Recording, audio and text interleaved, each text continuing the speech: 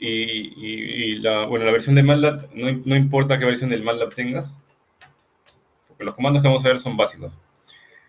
Y bueno, empezamos, ¿no? Donde nos quedamos. Bien, entonces, la última vez que hicimos clase, o sea, el lunes, llegamos a ver hasta, bueno, vamos a, vamos a ver hasta esta parte de transformación de movimiento, ¿no? Y les llegué a explicar el motor de corriente continua, bueno, el modelamiento matemático del motor de corriente continua, ¿no? Luego había aquí, bueno, un problema, bueno, propuesto, ¿no? Y luego venía el tema que yo les dije que ya lo íbamos a ver hoy día, ¿no? Que es acerca de la linealización. Entonces, la linealización es uno de los temas más importantes porque si no sabes linealizar, no vas a poder aplicar las herramientas que vamos a ver en el curso, ¿no? Porque solamente funcionan para sistemas lineales. Entonces, yo ya expliqué también por qué es importante linealizar. Acuérdate que para decidir si un sistema es lineal o no, tienes que ver que se cumple el principio de superposición y el principio de homogeneidad, ¿no? De esto ya hemos hablado, ¿no? Si el sistema, bueno, finalmente te sale no lineal, y entonces tocaría hacer un análisis para ver, eh, para hacer la linealización alrededor de un punto de operación, ¿no? ¿No? Porque normalmente las operaciones de los modelos o de las plantas que vamos a hacer o que vamos a controlar van a trabajar cerca de un punto de operación estrecho y estaría bien que yo pueda linealizar cerca de ese punto. Y sería el modelo que tenga como resultado sería una buena aproximación de lo que sucede dentro de ese rango, ¿no? Esta parte de linealización, bueno, tiene algunas matemáticas un poco más avanzadas. No viene en sí, no van a venir problemas de linealización, pero es importante que sepan que esto existe y que si por ahí alguien quiere asumir el reto de controlar un sistema no lineal, ¿no? O entre las ecuaciones de su trabajo final le salen ecuaciones no lineales, bueno, y eso le va a salir, lógicamente, si lo trata de hacer con hacer el modelamiento a través de la física, ¿no? Habíamos visto que podemos hacerlo a través de ecuaciones físicas y a través de, bueno, puramente matemática, ¿no? ¿No? Si lo hace con las ecuaciones físicas es muy probable que le vayan a salir ecuaciones no lineales. Entonces, aquella persona que quiere tomar el reto de linealizar el sistema, bueno, la teoría está aquí, ¿no? Entonces, básicamente, ¿qué es lo que hay que hacer? Hay que hacer una aproximación o una linealización de este punto de operación, utilizando eh, bueno, expresando la función como una expansión de la serie de Taylor, ¿no? La fórmula está aquí. Entonces, como ustedes deben saber que esta expansión de serie de Taylor siempre es alrededor de un punto. En este caso sería nuestro punto de operación, ¿no? Finalmente, la ecuación linealizada te quedaría de esta manera y acá lo que es importante recalcar es que, bueno, quedará la función, una función linealizada que sería esto de aquí, pero ya no, las variables ya no van a ser y y r en este ejemplo, ¿no? Sino serían las variaciones de y y las variaciones de r. ¿Eso qué implica? Que en el punto de operación, ¿no? Si actualmente el sistema se encuentra en el punto de operación, entonces la variación de y y la variación de r sería cero, ¿no? Y las condiciones iniciales serían cero. Y eso es algo bueno, ¿no? Porque, como hemos dicho, y como vamos a ver, las funciones de transferencia que vamos a estudiar suponen que las condiciones iniciales son cero, ¿no? Sí, pues entonces, como esta es una variación, como les dije, actualmente podría yo hacer la linealización, digamos, para 10 bar, ¿no? Y digamos que actualmente el sistema tiene 11 bar, entonces acá en el delta de i solo aparecería un 1, ¿no? Y en el delta de r también aparecería la variación de la entrada, ¿no? Por decir una presión, ¿no? U otra presión, ¿no? O un flujo de combustible, ¿no? Solamente aparecería como una variación, ¿no? De ese flujo de combustible. ¿Por qué es importante eso? Porque cuando ustedes quieren hacer la simulación en Simulink o en XCOS, como vamos a ver más adelante, como entrada tiene que ir esa variación, porque si ustedes le ponen el valor completo, ¿no? O sea, en el caso, bueno, si 10 bar fuese la entrada, si le pusieran 10 bar, entonces la salida le va a salir cualquier cosa, ¿no? Entonces hay que tener en cuenta eso de ahí. ¿No? Y acá les coloco un ejemplo, ¿no? Para los que quieran eh, linealizar su sistema, ¿no? Acá tenemos en azul o en celeste el sistema no lineal, ¿no? Y lo que se quiere es hacer la linealización. Entonces la linealización lo que me va a botar es la pendiente de la curva cerca del punto de operación. El punto de operación digamos que es este de aquí, ¿no? Y en ese punto, bueno, es como si estuviera dibujando básicamente una línea, ¿no? Entonces, como ustedes ven, cerca del punto de operación, el error es insignificante, ¿no? Pero ya cuando me alejo demasiado, pues entonces ya el error es grande y ya no estaría, eh, el sistema o el modelo no estaría respondiendo con la forma natural o correcta de comportamiento del sistema al que le he hecho la linealización, ¿no? Acá hay otro ejemplo, ¿no? Para una ecuación de flujo y bueno, ese sería muy rápidamente lo que es linealizar, ¿no? Eh, Luego, y bueno, habíamos visto que la representación de modelos matemáticos se podía hacer de cuatro formas, ¿no? La parte de ecuaciones diferenciales ya lo hemos visto, ahora vamos a ver lo que es función de transferencia, que no debería demorar mucho. La parte más difícil es la ecuación diferencial. Función de transferencia ya se convierte en un problema de matemáticas, ¿no? Donde hay que sacar la transformada de Laplace y representar el resultado, bueno, como una división de polinomios. Luego, el diagrama de bloques ya lo hemos visto también, ¿no? Solo que en esta parte de la clase vamos a ver cómo reducir diagramas de bloques. Entonces, por ejemplo, yo tengo una planta así y de repente tengo en el modelamiento que también tengo otro sistema u otro proceso que es paralelo a este. Entonces, estos yo los puedo simplificar a un solo bloque, ¿no? O igual tendría también, por ejemplo, la planta y nosotros, bueno, sabemos que podemos tener o podemos introducir una realimentación, ¿no? ¿No? Esto sería el sistema de control básico que hemos visto en la primera parte del curso. Esto también puede ser equivalente a un solo bloque, ¿no? Entonces, de esa manera es más fácil calcular y hacer simulaciones, ¿no? O analizar el sistema como un solo bloque en lugar de tenerlo de esta manera, ¿no? Sobre todo si vamos a trabajar en la consola de MATLAB o de Scilab. Y la cuarta representación es variable de estado, como les dije, esto es solo para Ingeniería de Control 2, o bueno, eso solamente lo van a ver para Ingeniería de Control 2. En, en el libro de texto del curso, en el Logata, se trata la parte de control clásico y el control moderno al mismo tiempo, o sea que ahí les va a hablar de funciones de transferencia y también les va a hablar de variables de estado. Entonces, si desean, pueden omitir la parte de variables de estado, aunque sería recomendable que la lean. No hay variables de estado entonces en el curso, pero sería también eh, recomendable que lean la variable de estado porque eso también va a venir o lo van a cursar ustedes en Ingeniería de Control 2. Entonces, vamos a hablar acerca de la función transferencia, que ya he adelantado varias cosas, ¿no? Acerca de la función transferencia. ¿No? Para hacer la función transferencia, empezaría pues, con las ecuaciones diferenciales, ¿no? Y lo que habría que hacer después es sacar la transformada de Laplace. Entonces, eh, antes de ver la función de transferencia en sí, tendríamos que hacer un repaso de la transformada de Laplace. Pero tengo entendido que ustedes ya saben sacar la transformada de Laplace, ¿verdad?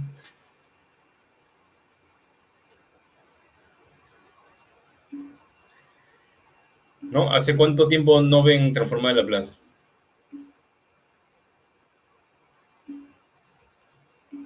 Meses, pero menos de un año. El ciclo pasado, hace 2 meses ya. Entonces están frescos. Entonces voy a pasar rápidamente esta parte de transformada de Laplace. ¿Ya? Hay que acordarse, bueno, si lo han visto hace 2 meses, realmente ya lo tendría, estarían frescos, ¿no? No sería necesario hacer este repaso, pero de todas maneras. ¿Ya? Entonces, ¿qué es lo que hace la transformada de Laplace? Me permite pasar una función que está en el tiempo a pasar a una función que está en el dominio de la frecuencia, ¿no?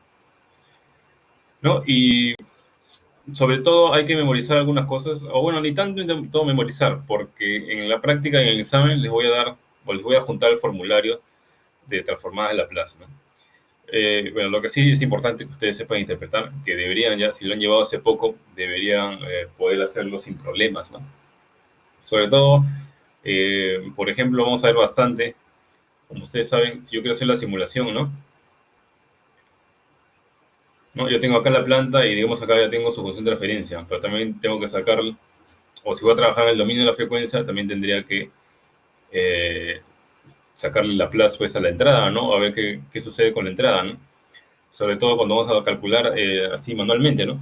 Entonces, por ejemplo, una de las entradas más comunes es la que estoy encuadrando aquí.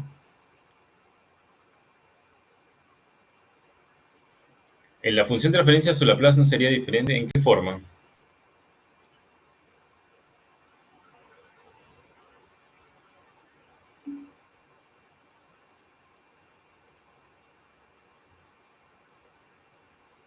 De la exponencial.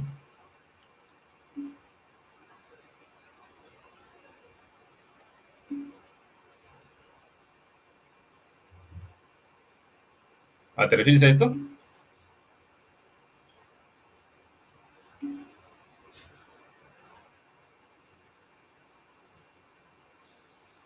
Acá lo que está representando es un retardo de tiempo.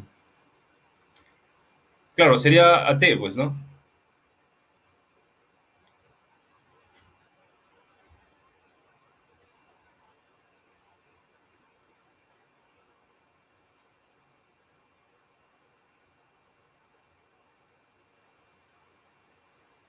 No, esto es esto mismo, en la segunda línea o en la tercera línea es esto mismo, pero desplazado un tiempo A.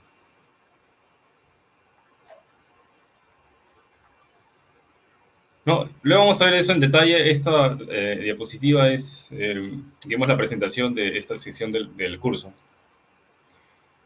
Entonces, como les estaba diciendo,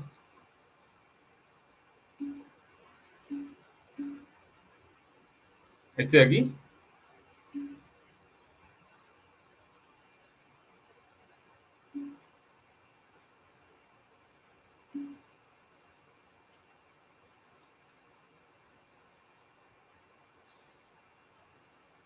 a ver,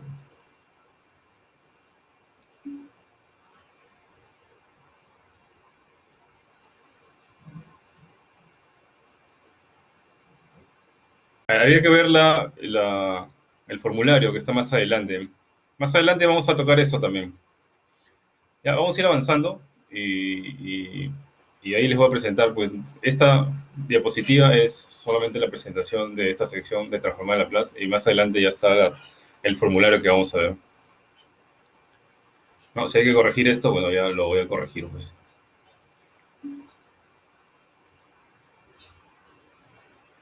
Bueno, como les decía, continuando con la clase, una de las cosas que vamos a tocar bastante son el tipo de entrada para un sistema, ¿no? Por ejemplo, para esta planta voy a mandarle una señal, digamos que cambia abruptamente en un tiempo t a un valor determinado, ¿no? Esto de acá se le llama una función escalón.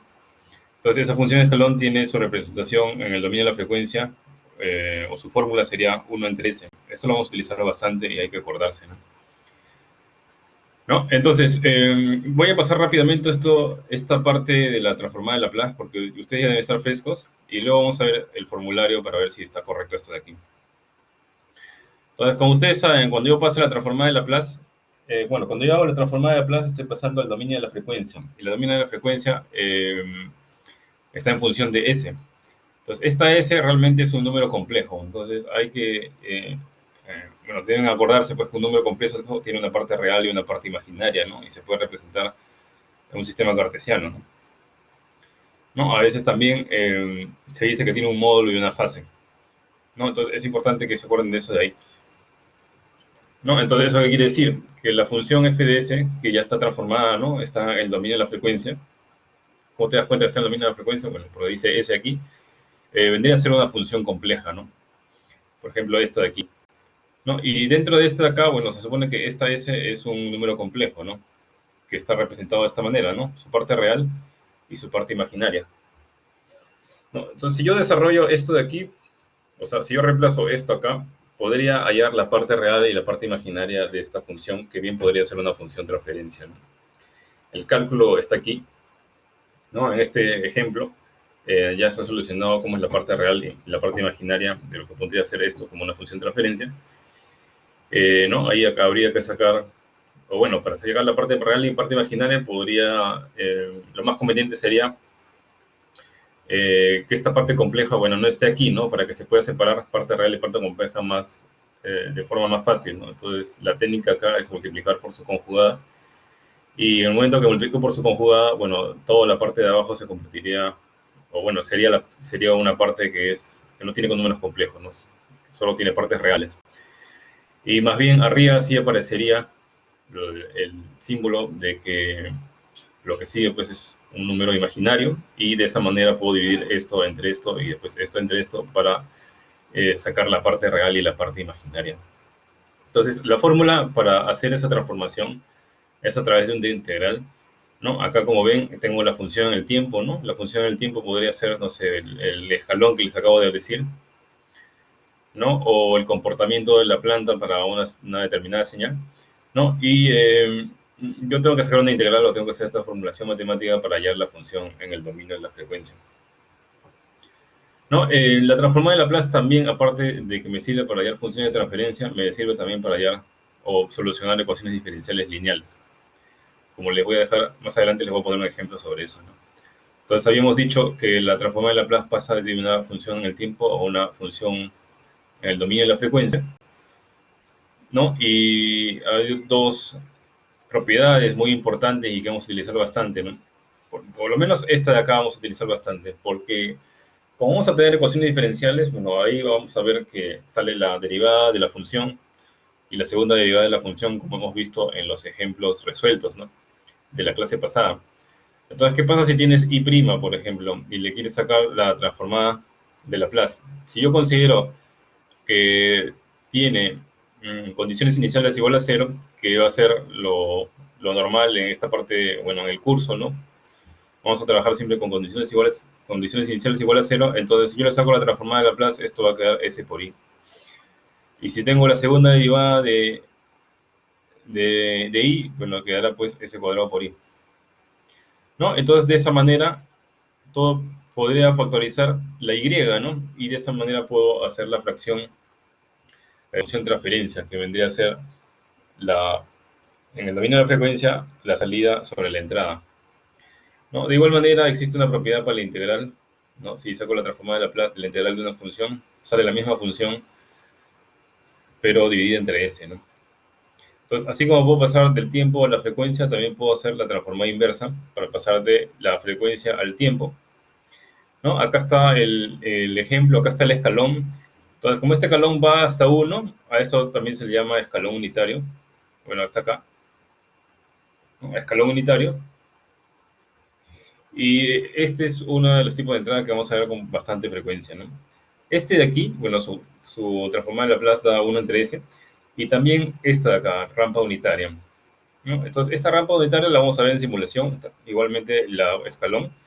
Y, y la simulación, bueno, pues saldrá una respuesta, ¿no? Y la respuesta podemos compararla con la formulación a mano, ¿no? Con a mano también vamos a poder saber cuál es el valor final, por ejemplo, de la respuesta que va a dar un escalón y una rampa para una planta en particular, ¿no?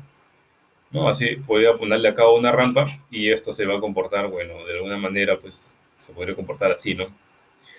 Entonces, yo puedo hallar el valor final o si el sistema es estable o inestable, ¿no? Una vez que yo tenga la planta y una vez que yo tenga la entrada, ¿no? En este caso, la rampa va a tener una transformada de Laplace. Si le saco la transformada de Laplace a este tipo de entrada, voy a tener que esto va o su representación sería 1 entre S cuadrado. Eso también hay que saberlo de memoria porque lo vamos a utilizar bastante. Luego he puesto acá un ejercicio, ¿no? Para hallar la transformada de Laplace de un pulso unitario, ¿no? Como aparece aquí, ¿no? Entonces acá le pide demostrar que la transformada de Laplace de esto es el cuadro que aparece acá. El ejercicio está aquí, bueno, acá se los dejo propuesto, ¿no? Para que ustedes lo demuestren. El que lo quiera demostrar, bueno, y si no le sale, yo le puedo dar la solución o le puedo ayudar con la próxima clase, ¿no? Ahorita queremos pasar rápidamente esto de aquí. Realmente nosotros no vamos a tener, bueno, esta dificultad, ¿no? Aunque este problema no es muy difícil, ¿no? Eh, lo que sí, en el momento que veamos las ecuaciones diferenciales, que generalmente tienen segundas derivadas, primeras derivadas, eh, eh, me parece que lo que más importante, lo que hay que acordarse es el método de fracciones parciales, que lo vamos a ver más adelante.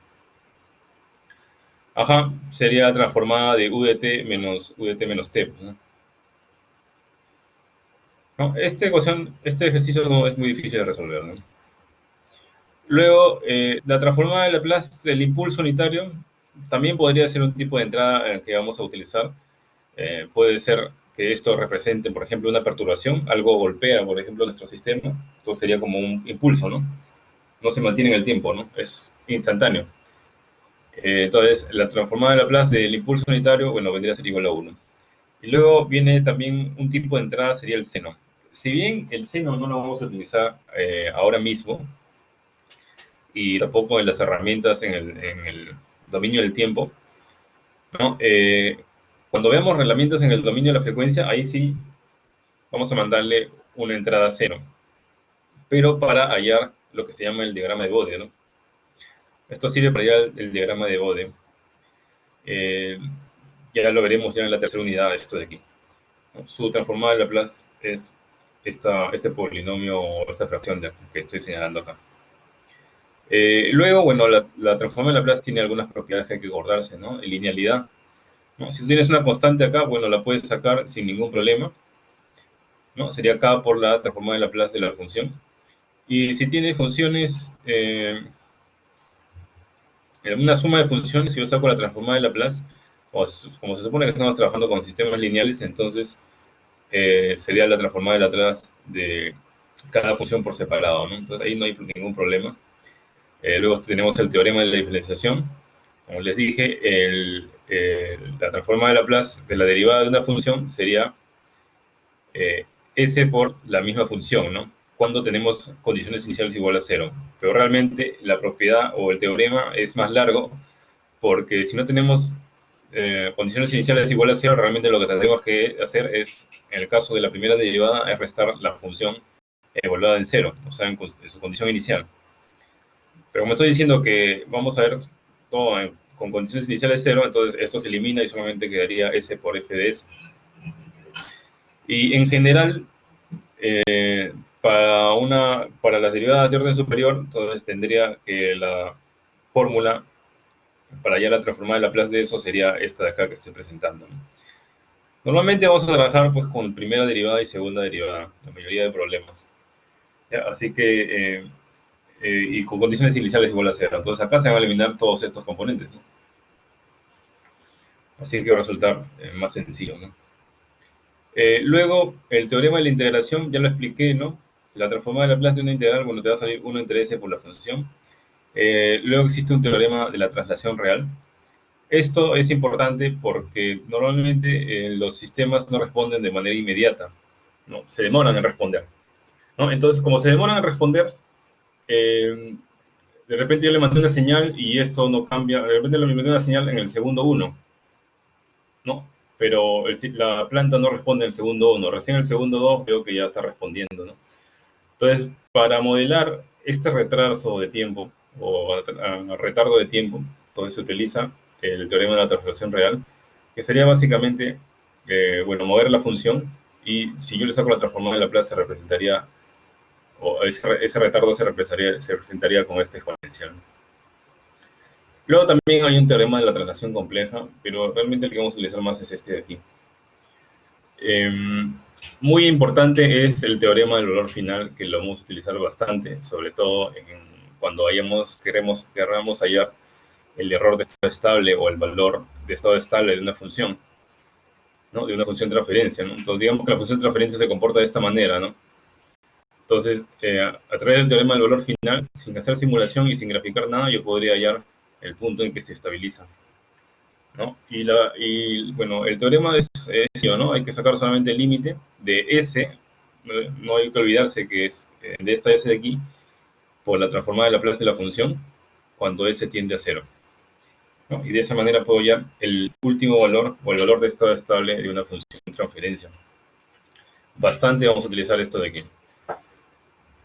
Bueno, luego acá les presento una forma de resolver ecuaciones diferenciales ordinarias con transformada de Laplace, ¿no? Que esto también debería estar frescos, ¿no? Yo puedo primero, bueno, el primer paso sería pasar del dominio del tiempo al dominio de Laplace, hacer el álgebra aquí, que es más sencilla, y una vez que hago el despeje, pues regreso al tiempo sacando transformada inversa, ¿no? ¿No? Y de hecho acá les pongo más adelante, bueno, acá está el paso a paso, esto es para que ustedes lo repasen, ¿no? Incluso acá hay algunos ejemplos, ¿no? Sobre todo aquí, si yo quiero hallar la respuesta en el tiempo, una vez que tengo la función transferencia, una de las cosas que deberían acordarse y que deberían practicar, y deberían estar frescos también, es que para sacar la transformada inversa de esto, lo más sencillo sería hacer fracciones parciales, ¿no? ¿Cómo se hace una fracción parcial? Factorizas el denominador, ¿no? En este caso sería s más 1 por s más 2, y si se puede factorizar, entonces yo puedo expresar esta misma función como la suma de dos fracciones que tengan un denominador s más 1 y otro denominador s más 2, ¿no? Entonces esto lo igualo a s más 3 entre s cuadrado más 3s más 2 y hallo k1 y k2, ¿no? Entonces esto también, bueno, no es mucho problema, ¿no? Acá ya está también el problema solucionado para que ustedes lo revisen, ¿no? Y acá tengo también otro problema para que ustedes lo puedan revisar. Ahora, lo bueno es que en MATLAB yo puedo hacer fracciones parciales. MATLAB me puede ayudar con eso a través del comando residuum. Ya lo veremos más adelante. Y bueno, este sería el formulario de transformadas de Laplace, ¿no? Su compañero decía que, bueno, ahí sí tendría razón, E a la menos A por T, su transformada de Laplace es 1 entre S más A, ¿no? Entonces ahí en la primera diapositiva el signo estaba mal, pues, ¿no? Entonces aquí sí tiene razón, ¿no? Entonces esta tabla transformada de Laplace ya ustedes seguramente la han visto antes. Seguramente estas no vamos a ver, pues, ¿no? Estas son muy complicadas y no las vemos durante, ¿no? Lo que sí vamos a ver bastante son transformadas de Laplace de esta forma, o de esta forma, ¿no? O de esta forma de aquí, ¿no?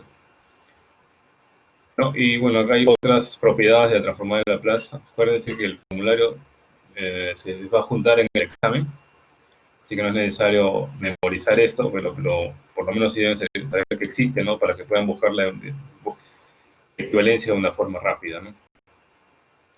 ¿No? Bueno, acá hay un ejemplo de una solución de una ecuación diferencial con transformada de Laplace. Esto se los dejo como recordatorio del curso que han llevado hace unos meses, ¿no? Entonces, luego, ¿qué será entonces la función transferencia? Pues básicamente la función transferencia sería una división de polinomios, ¿no? O una división, o un ratio, o una fracción entre el valor final, o perdón, la salida lambda entre su entrada, ¿no? ¿No? Es básicamente eso. Entonces, si yo, por ejemplo, tengo la ecuación diferencial del proceso de esta manera, acá vemos que se cumple todo lo que estamos buscando, ¿no? El objetivo, en el momento de hacer la ecuación diferencial, es relacionar la salida con la entrada, ¿no? ¿No? Y ahí veo la salida, veo una constante normal, la entrada, otra constante, no hay problema, y otra vez la entrada, la salida, ¿no? Entonces acá todo está en función de esas dos. Entonces, ¿qué tengo que hacer? Sacar transformada de Laplace. Saco transformada de Laplace y acá aparece S por I entre S, por S de condiciones iniciales 0, por B UDS menos A por IDS.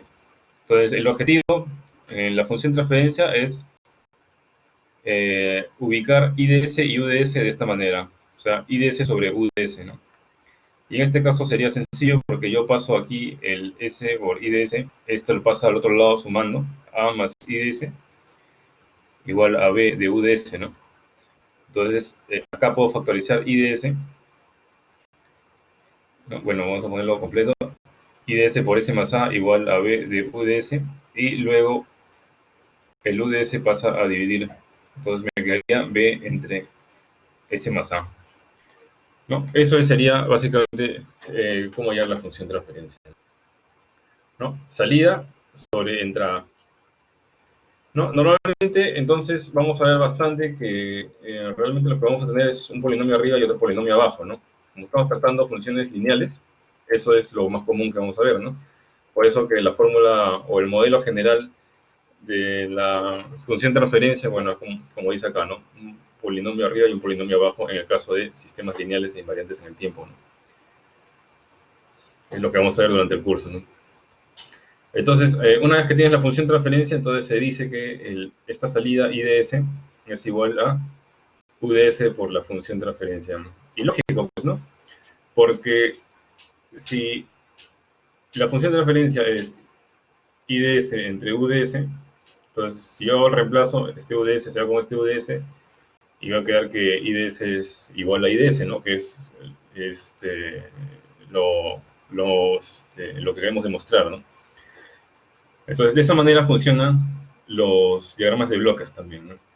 La salida es la función de transferencia que está dentro del bloque por lo que está entrando, ¿no? Entonces, eso sería lo que es la función de transferencia, ¿no? Entonces, en base a eso también podría yo hallar la función transferencia de una planta, ¿no? Y ver cómo se responde el tiempo, o ver cómo responde para un impulso. Podría sacar eso de ahí, ¿no? Entonces acá tengo la función de transferencia de la planta y la entrada sería esto por la función de transferencia, ¿no? En este caso, si la entrada es un impulso, su transformada de Laplace es 1. Entonces, ¿qué sucede? Va a suceder que la respuesta de una planta a la que se le ha aplicado una entrada de impulso va a dar una, una respuesta igual a su función de transferencia, ¿no? Entonces, de esa manera podrían hallar la función de transferencia de una planta, ¿no? O sea, le mandan una señal o un impulso unitario, podría ser un golpe, ¿no? Y la respuesta en frecuencia sería la función de transferencia de esa planta, ¿no? ¿Y qué pasa si le mando un escalón? Si le mando un escalón, acuérdense que el escalón unitario, ¿se acuerdan? El escalón unitario es, por ejemplo, que en un segundo, en un tiempo en particular, la señal salta abruptamente hasta el valor de 1, ¿no? Y va a introducirse a la planta, ¿no? Y eso va a dar alguna respuesta, ¿no? Entonces, esto de aquí se puede representar, pues, como ya lo dije, el escalón unitario se puede representar como 1 entre S, ¿no? Y eso iría multiplicado por la función de referencia de la planta, ¿no? Entonces, una vez que tenga eso, bueno, lo puedo sacar su respuesta en el tiempo, sacando transformada inversa, y analizarlo también, podría analizarlo también en el tiempo, o podría hacer una simulación, ¿no? Podría ser un solo bloque, ¿no? Que incluya ambas, la entrada y la planta, ¿no? En este caso, si hago eso, ya no tendría que introducir una entrada adicional, ¿no? Porque ya la entrada la he incluido dentro de la función de referencia del bloque, ¿no? Y bueno, entonces, como dice acá, voy a asumir siempre que las condiciones iniciales son 0, porque si no, no podría sacar la fracción de entrada sobre salida, o perdón, salida sobre entrada, para hallar la función de transferencia. No se podría, ¿no? Entonces, necesariamente tengo que considerar condiciones iniciales 0. Y esa podría ser una desventaja de este método, ¿no? La función de transferencia no permite condiciones iniciales distintas de 0. Así que si tú quieres o necesitas que tus condiciones iniciales no sean 0, entonces tendrías que usar otros métodos de representación como son como es, por ejemplo, el de espacio-estado, que es lo que vamos a ver ustedes en Ingeniería de Control 2. Ya, entonces esta sería básicamente una ecuación diferencial típica que van ustedes a ver, ¿no? La derivada de un orden tal de la salida por una constante más una derivada de un orden que es 1 menos, ¿no? O sea, si este es 5, acá sería, si es la quinta derivada, acá ustedes tienen que ordenarlo en orden decreciente, ¿no? Cuarta derivada, tercera derivada, segunda derivada. siempre multiplicados por unas constantes. Igual con la entrada, ¿no? Bueno, acá se desacomodó, ¿no? Una constante por la segunda derivada, por la primera derivada y así, ¿no? Entonces, al final lo que le va a quedar es este modelo típico de función de transferencia, ¿no? Un polinomio sobre otro polinomio,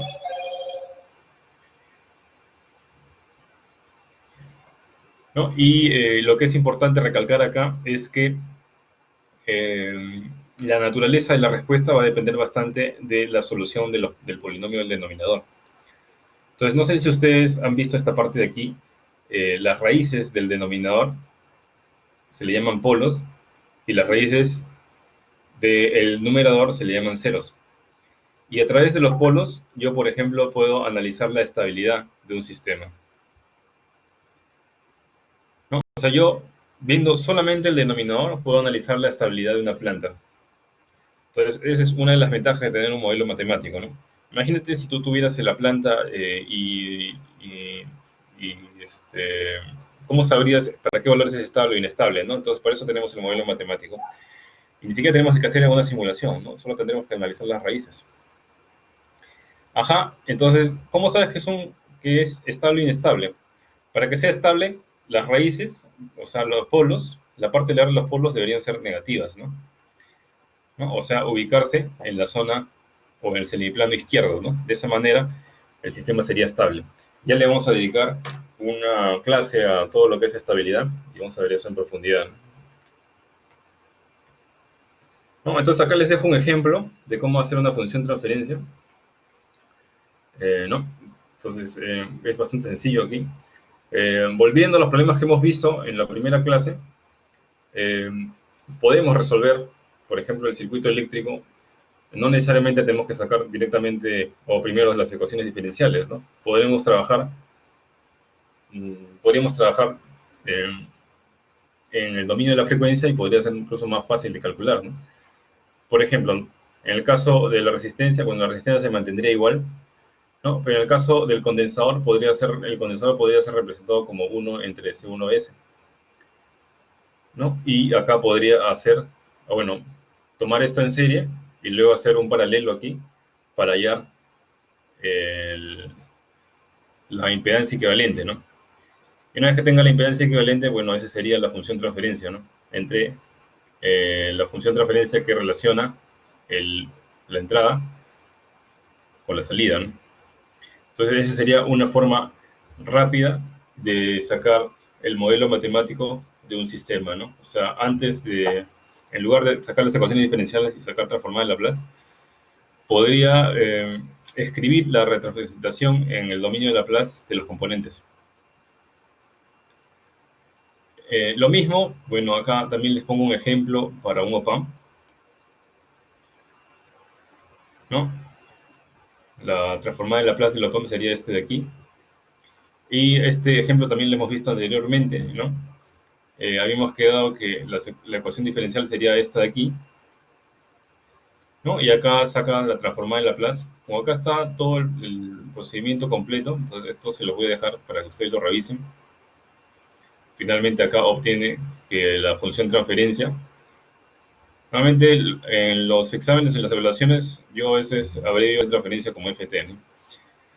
No, va a quedar de esta manera. Entonces, como ustedes observen, acá tengo una constante por ese cuadrado, más otra constante por ese, más una constante, ¿no? Todo esto es una constante. Y arriba tengo una constante, ¿no? O sea que básicamente esto podría, dependiendo de los valores que tiene acá, podría ser 1 entre ese cuadrado más ese más 1, por decir, ¿no? Y analizando las raíces del denominador, podría ver si es estable o inestable, sin hacer simulación, sin tocar sin tocar el motor o el sistema físico, ¿no? Solo teniendo el modelo matemático, ¿no? Igualmente, este problema lo vimos anteriormente, ¿no? Habíamos sacado sus ecuaciones diferenciales y tan solo había que sacar la transformada de Laplace, ¿no? Y relacionar, en este caso, están relacionando la salida, ¿no? En este caso están tomando como salida la posición y la entrada sería el voltaje y su función de transferencia quedaría de esta manera, ¿no?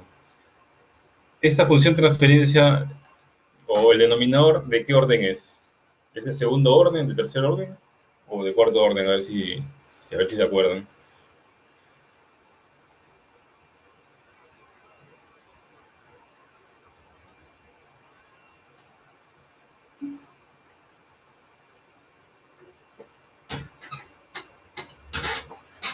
¿Segundo orden? ¿Seguro? Tercer orden, ¿no? ¿Por qué? ¿Cómo saben sus compañeros que es de tercer orden? Porque cuando yo hago esta multiplicación, bueno, esto por esto, acá va a quedar un segundo orden, porque acá aparece S y aparece S. Pero esta S también está multiplicando todo, o sea que va a aparecer acá S al cubo, o bueno, vamos a poner una constante por S al cubo, más otra constante por S al cuadrado, más otra constante por S, más una constante o término independiente, ¿no? ¿No? Entonces, como vemos, la función transferencia es un polinomio arriba y un polinomio abajo, ¿no? Siempre y cuando el sistema sea lineal e invariante en el tiempo, ¿no? Que son los problemas que vamos a ver, ¿no? Luego acá les dejo otros problemas de ecuaciones diferenciales, ¿no? Para que ustedes lo revisen, problemas resueltos, y también donde se halla la función transferencia, ¿no? Esto es para que ustedes lo revisen y lo puedan practicar, ¿no? Este se acuerdan que es el modelo del carrito, o bueno, del sistema de suspensión. Esta es la rueda y esto de acá es el chasis, ¿no? ¿No? Acá está incluso cómo se han hallado las fuerzas, o sea, lo que yo hice en clase, bueno, acá está paso a paso, y también cómo se halla la función transferencia, ¿no? En el caso del problema del sistema de suspensión, parece pues que la función transferencia sale con un denominador de cuarto orden. Si el denominador es de cuarto orden, ¿cuántas raíces tiene el denominador?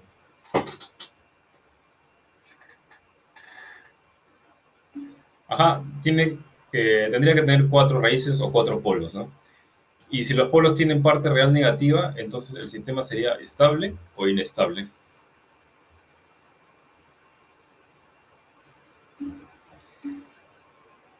Parte real negativa, si tiene parte real negativa, es sistema estable, ¿no? Eso ya lo veremos con más detenimiento más adelante, ¿no? Y bueno, entonces, si yo, en lugar de representar los polinomios de esta manera, así expandidos, los represento de esta forma, como, o sea, haciendo una factorización, entonces arriba, como tengo polinomios, arriba y abajo tengo polinomios, podría sacar o representar el polinomio como sus raíces, ¿no? En este caso, estas serían las raíces del numerador. A estas raíces también se le llaman ceros. Y acá obtendría las raíces del denominador, que, como les dije, se llaman polos, ¿no? Entonces, por ejemplo, tengo esta función transferencia. Entonces acá puedo hacer ya cosas interesantes, ¿no? Le saco los polos al denominador, o sea, las raíces del denominador, y obtengo aquí que tiene un polo en menos 3 y un polo en menos 1, y tiene, además, el denominador un 0, ¿no? Un 0 en menos un medio. Entonces, como dicen sus compañeros, si la parte real es negativa, entonces este sistema es estable.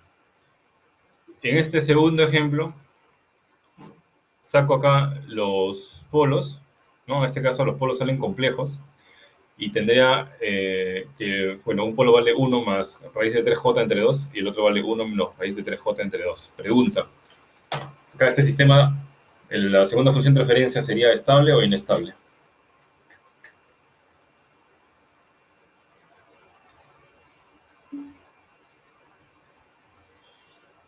No, no sería inestable. ¿Por qué? Porque la, el teorema dice que si la parte real tendría que ser... Ah, bueno, sí sería inestable, ¿no? Pero no por la parte imaginaria, sino por la parte real. Ajá, como la parte real es positiva, entonces sería inestable, ¿no? Pero si, por ejemplo, hubiera salido aquí menos 1 más menos raíz de 3j entre 2, ahí sí sería estable, porque la parte real es negativa, ¿no? Entonces, acuérdense, es parte real, la parte imaginaria no tiene que ver en la estabilidad, ¿no? ¿No? Pero bueno, como sale positivo la parte real, en este caso sí sería inestable, ¿no? Luego, acá, como les dije, puedo analizar la estabilidad, puedo saber si un sistema es sobreamortiguado o subamortiguado, puedo hallar la frecuencia de oscilación, ¿no? Y la velocidad de respuesta también podría hallar, o sea, qué tan rápido llega el sistema. O sea, es distinto que un sistema se estabilice así a que se estabilice de esta manera, ¿no? ¿No? Acá se estabiliza mucho más rápido, ¿no? Pero tengo esto de aquí se llama sobreimpulso. Y eso puede ser malo, bueno, mejor dicho, puede ser tolerable o intolerable, ¿no? Depende de las especificaciones que quieras hacer, ¿no? Sería intolerable, por ejemplo, si tú vas a hacer un brazo robótico que dibuje o que corte un rectángulo, ¿no? Digamos que el brazo robótico está dibujando o cortando el rectángulo y una vez que tiene que va por una esquina, entonces sería malo o sería intolerable que se pase demasiado para volver y tomar su curso, ¿no? Eso sería inestable, eso sería intolerable, ¿no? Entonces de repente es más tolerable que el brazo robótico, bueno, corte más lento el material, de tal manera que no se pase, pues, ¿no? Entonces todo va a depender de las especificaciones eh, que has o que te has puesto como objetivo para la aplicación en particular, ¿no? ¿No? Entonces acá vemos eh, ejemplos de sistemas inestables, ¿no? Es inestable porque se va hasta el infinito, ¿no? También se va hasta el infinito, ¿no? ¿No? Entonces acá está lo que les decía, ¿no? Si un sistema tiene todos sus polos tienen parte real negativa, parte real, entonces el sistema es estable, ¿no? Pero si cualquiera de los polos tiene parte real positiva, incluso si es un solo polo que tiene parte real positiva, entonces el sistema se va a volver inestable. Divergen, ¿no? ¿Y por qué sucede eso? Porque eso es fácil de demostrar, ¿no? Digamos que tengo acá la función transferencia de la planta.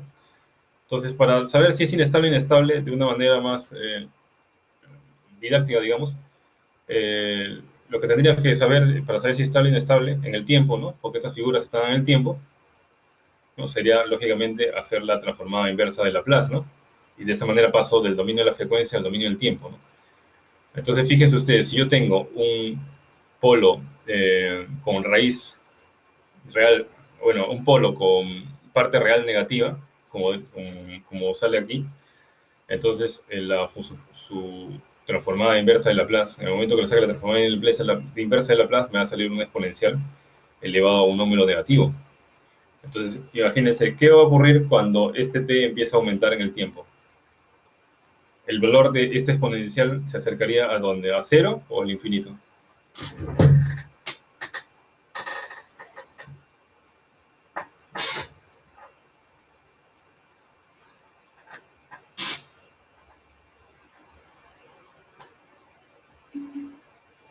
Ajá, esto sería a cero, ¿no? En cambio, si el polo es positivo, como está aquí, ¿no? Es positivo, ¿por qué es positivo? Porque la raíz es cuando esto se hace cero, ¿no? O sea que esto es igual a 1, positivo, ¿no? Cuando el polo es positivo, en el momento que le saque la transformada inversa, pues nos va a aparecer una potencia positiva, ¿no? O sea, va a aparecer E, en este caso si el polo es 1, va a aparecer E a la 1 por T, ¿no?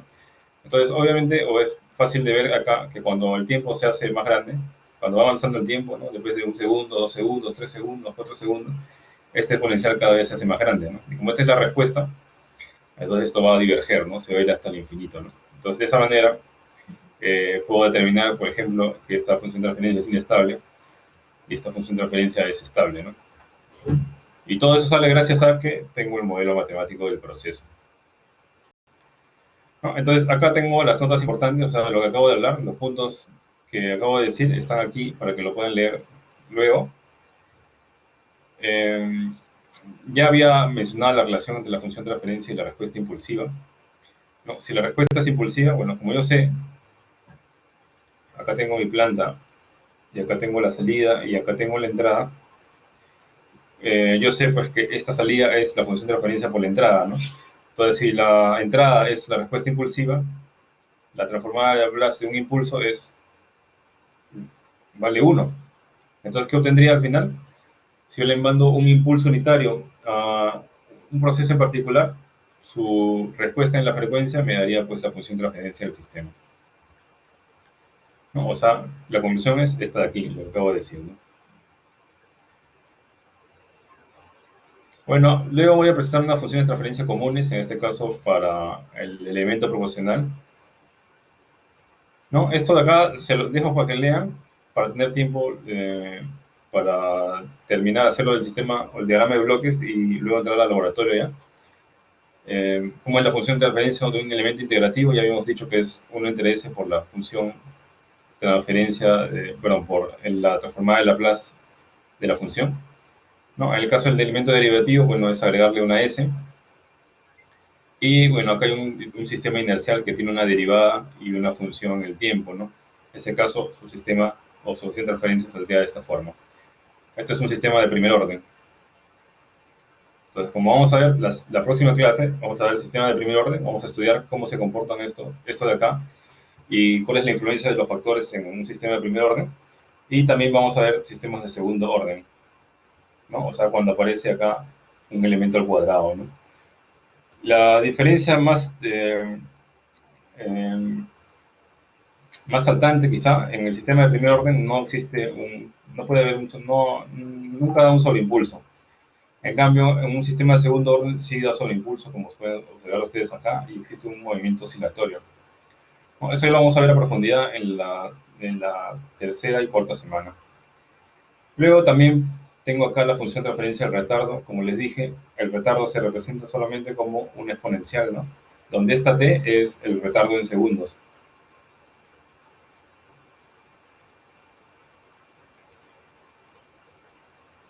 Listo. Y acá hay otros ejemplos de funciones de transferencia para que ustedes practiquen, ¿no? Acá la fuente es, en este caso, estos problemas los he sacado de uno de los libros de la bibliografía, del DOLF, ¿no? Acá hay problemas para que ustedes practiquen y estén listos para el examen, ¿no? Luego, en el caso del diagrama de bloques, bueno, ya habíamos hablado acerca del diagrama de bloques. Sabemos que ellos tienen una entrada, una salida, y ya sabemos ahora que dentro de la planta tenemos una función de referencia, ¿no? GDS, ¿no? Como aparece aquí, ¿no? Este es un sistema simple. Entonces, el diagrama de bloques tiene una señal de entrada, una señal de salida, como aparece acá, ¿verdad? El planteamiento no. En el DORF sí hay el planteamiento de algunos problemas, pero no todos los que aparecen ahí en este resumen. Solo acá aparecen las soluciones. Pero me parece que, por ejemplo, el de los sopranos, sí está el planteamiento. Y de este motor de C, me parece que este problema sí está resuelto. Los otros serían ya como propuestos. Pero básicamente el planteamiento, si tienes el planteamiento de esto no va a variar mucho, ¿no? Bueno, vamos a continuar. Ahora, en un diagrama de bloques, seguramente ustedes se han fijado que yo dibujo como una bolita acá en el momento que hago la retroalimentación, ¿no? Y acá pongo un signo menos, para indicar que lo que está pasando por acá, que sería el valor de la salida, el I, se va a restar, o bueno, la referencia se va a restar con este valor de la salida, ¿no? Y acá pasaría lo que es el error. El error entonces sería R menos I. Esta esfera o esta bola se llama una junta de suma, ¿no?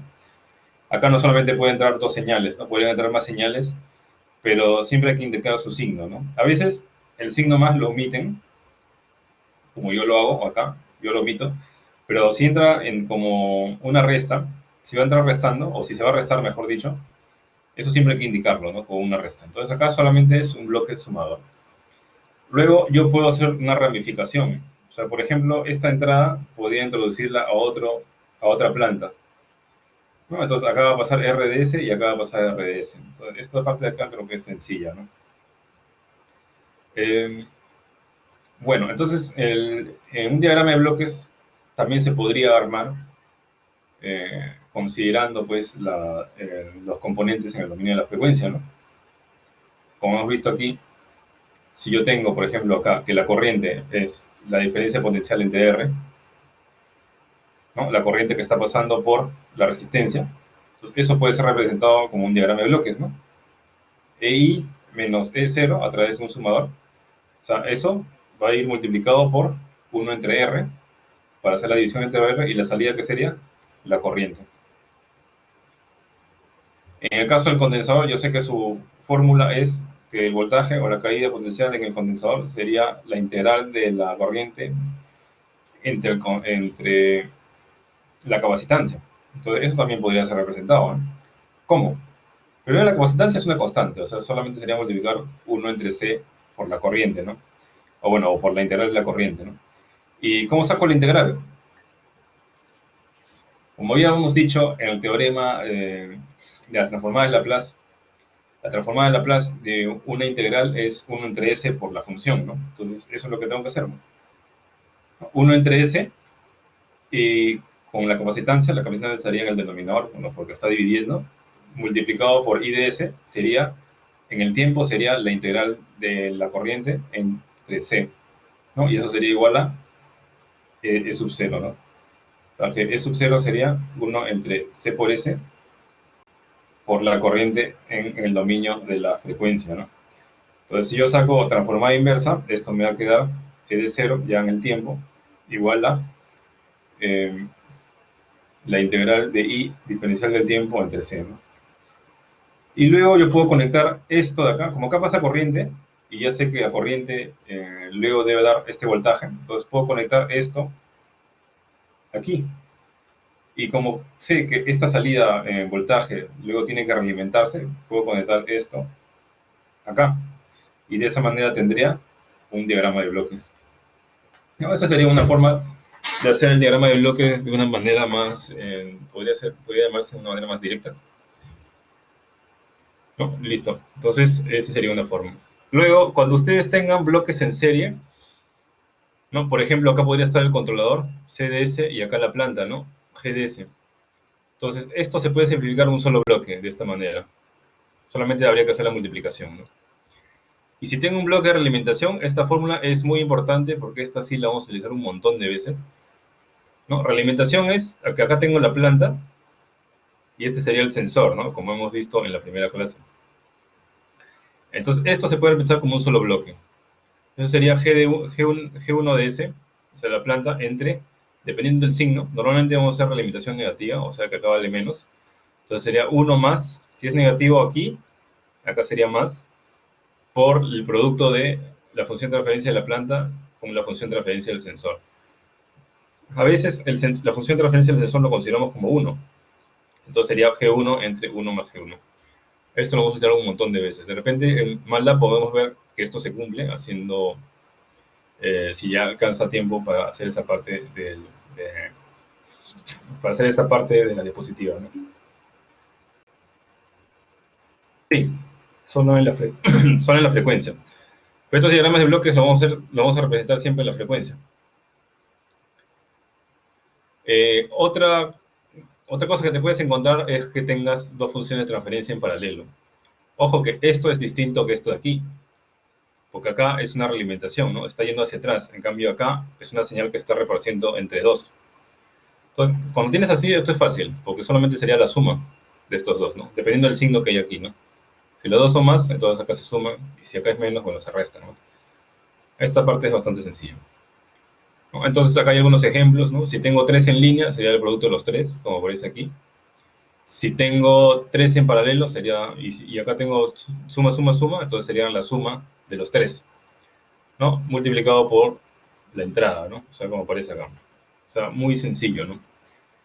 Luego tengo otras fórmulas que así, aquí son un poco más, digamos, avanzadas, pero no son difíciles, donde establezco la equivalencia entre GDS, perdón, entre esta configuración, ¿no? Acá, ¿qué está pasando? Están entrando dos señales que se suman o se restan, y luego va a entrar al GDS, ¿no? Entonces, este GDS, de repente, para hacer la simplificación, yo necesito que este GDS salga de aquí. Entonces, puedo pasarlo,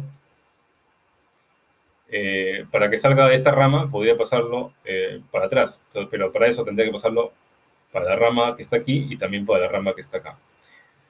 Entonces, eso es fácil de demostrar, ¿no? ¿Cómo así? Porque yo sé que esta salida CDS sería GDS por la suma de estos dos, ¿no? Acá va a ser R más X, ¿no? Si ambos son sumas, ¿no? Si ambos son sumas, sería G, o vamos a probar mejor con la resta, porque es la que aparece primero, ¿no? que la gente normalmente vamos a ver también.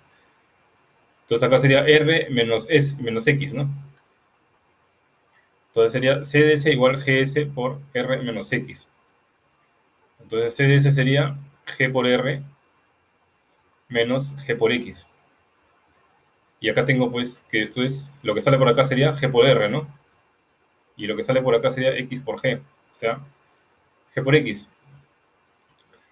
Entonces, la señal final sería G de, K, G de R por, o menos G de X, ¿no? O sea, lo mismo. O sea que ahí creo que se entiende bastante bien y los demás también se pueden demostrar de una manera similar. Igual, ¿qué pasa si yo no quiero que el GDS aparezca en esta rama? Entonces, ¿qué hago? Lo puedo pasar adelante o lo puedo sacar pasando este GDS aquí adelante y abajo pasaría pero dividiendo.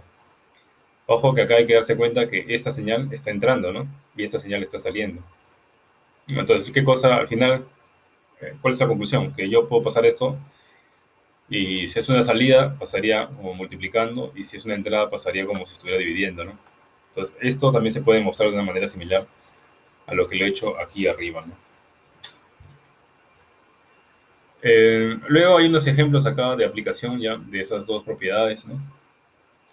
Esta equivalencia y esta equivalencia también. Y bueno, acá tengo un resumen del álgebra de bloques. Esto también se llama álgebra de bloques.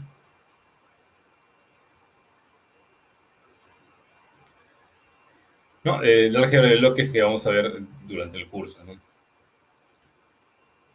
¿No? Y acá hay algunos ejemplos. Entonces, voy a resolver rápidamente este ejemplo de aquí y ya vamos a pasar ya al laboratorio. Eh, ya, digamos que te piden simplificar ese diagrama de bloques. ¿Ya? Y entonces, ¿qué podríamos hacer acá? Al final yo creo que todo esto salga un solo bloque. ¿No? Entonces, ¿qué podría hacer aquí?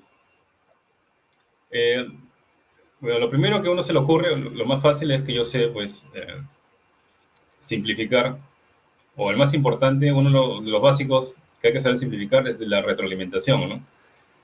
Pero aquí no hay una retroalimentación, o sea, que esté, digamos, limpia, ¿no? O sea, una que cumpla exactamente con esto de aquí, ¿no? O sea, no hay, ¿no? Por ejemplo, este de acá se realimenta, pero acá hay una señal que está saliendo por el medio, entonces no podría ser la realimentación, ¿no?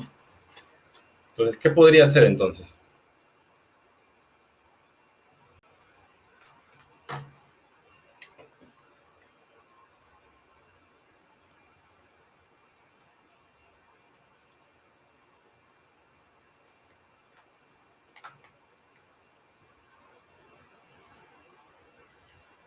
Lo que podría hacer es quizá pasar este bloque, quizá podría pasarlo a esta parte de aquí, ¿no? O sea, eliminarlo de esta rama, paso este bloque aquí y esta línea estaría conectada acá. Entonces acá tendría dos bloques, ¿no? Donde podría ser una simplificación en serie y ahí ya podría ser, o ya se parecería bastante a esto de aquí, ¿no? Entonces justamente eso es lo que hacen en el siguiente paso. Acá también en la diapositiva está paso a paso, ¿no? Si yo quiero pasar este bloque acá, ¿qué propiedad estaría aplicando? ¿Qué propiedad estaría aplicando aquí? Acá vemos que el G4 pasa aquí multiplicando y la rama que está yéndose hacia atrás estaría pasando dividiendo, ¿no? Entonces, ¿cuál de las propiedades estarían aplicando acá? ¿No? ¿La propiedad 1, 2, 3, 4, 5 o 6? ¿Qué propiedad creen ustedes que están aplicando en esa parte del problema?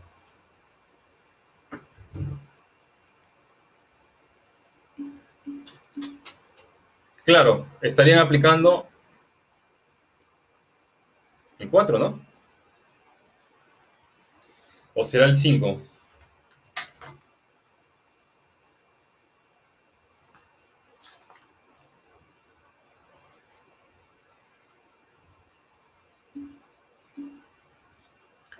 Es el 4. Sí, están aplicando la propiedad 4.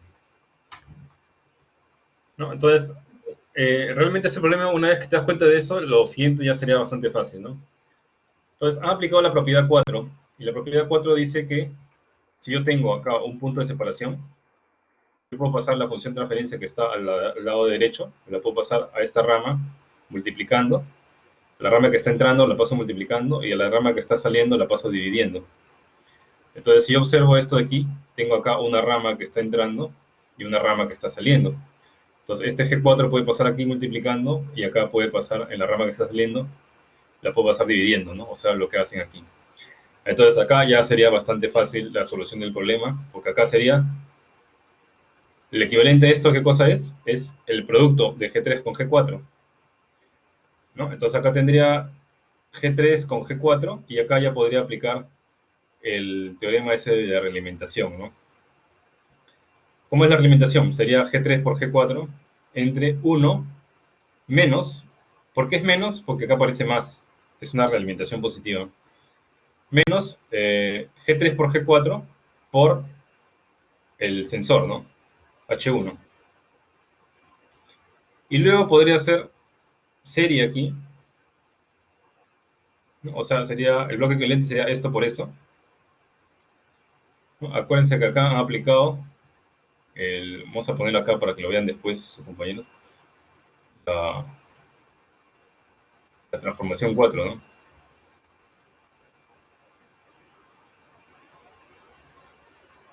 Y acá tendría entonces serie y fíjense, acá tendría un solo bloque y acá tendría otra vez una realimentación, ¿no? Entonces podría ser el equivalente de esa retroalimentación, que saldría un bloque también mucho más grande también, ¿no? Esos traslados de bloque, bueno, ahí sí tendrían que memorizar, ¿no? Sobre todo el 4, el 5, y de todas maneras de memorizar. Bueno, estos son muy fáciles, ¿no? Estos de aquí creo que no, creo que ya los tendrían bien, ya lo sabrían ustedes, ¿no? Los que se los acabo de presentar, estos son muy fáciles. Lo que tienen que memorizar es el de la retroalimentación, este de aquí, ¿no? Y sobre todo también este de acá, ¿no? Pero este es el más importante. Esto es muy, muy importante, esto lo vamos a utilizar bastante en el curso. Estos dos, bueno, lo vamos a utilizar solamente para evaluar la parte de álgebra de bloques. Y bueno, estos también sería importante que lo sepan, ¿no? Y este de serie, bueno, este ya se los deben haber aprendido porque es muy fácil, ¿no? Solamente sería la multiplicación, ¿no? Entonces sí, en esta parte hay que memorizar. Entonces, continuando, acá sería, haríamos la simplificación a un sistema realimentado y quedaría un solo bloque, ¿no? Y después, ¿qué tengo acá? Serie, ¿no? Entonces el bloque equivalente sería esto por esto. Y como acá tiene un solo bloque y acá abajo también tengo un solo bloque, entonces acá podría ser el de la realimentación, ¿no? Entonces finalmente quedaría este bloque gigante como, como el bloque equivalente del sistema que aparecía aquí al inicio, ¿no? Entonces eso sería básicamente el álgebra de bloques. Y acá les he puesto otro ejemplo, también está solucionado, se los dejo para que ustedes observen. Hay otra forma también de solucionar este tipo de problemas. Digamos que acá necesitas ver las cosas de una forma más espacial, ¿no? Si te gusta más el álgebra, por ejemplo, de repente te interesa saber que también lo puedes resolver de esa manera, ¿no? ¿Cómo así? Podrías empezar a establecer varias ecuaciones algebraicas, ¿no? Por ejemplo, acá le puedes dar variables, por ejemplo, acá le han dado A, B y C. Entonces yo sé que C es igual a menos B, ¿no? Por el sumador, ¿no? Aparte yo sé que A es G1 por lo que sale por aquí, ¿no? ¿No? Acá también le podría dar otra letra, ¿no? Se podría darle D, por ejemplo. Y este D es lo que sale, lo que entra por acá, más más H1 por la salida, ¿no? Pero la salida es G2 por C.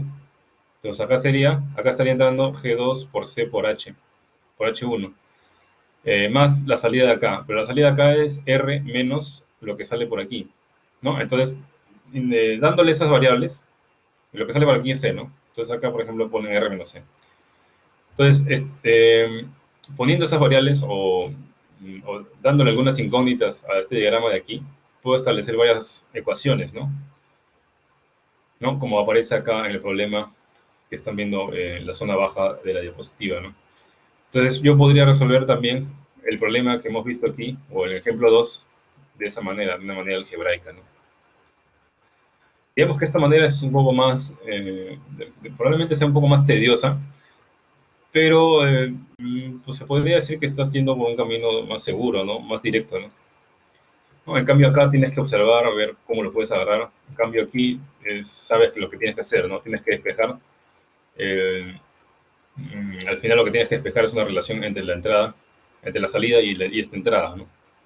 ¿No? Este problema también está resuelto para que ustedes lo observen, ¿no? Tienes que establecer al final la función de transferencia del sistema equivalente, ¿no? Salida sobre entrada.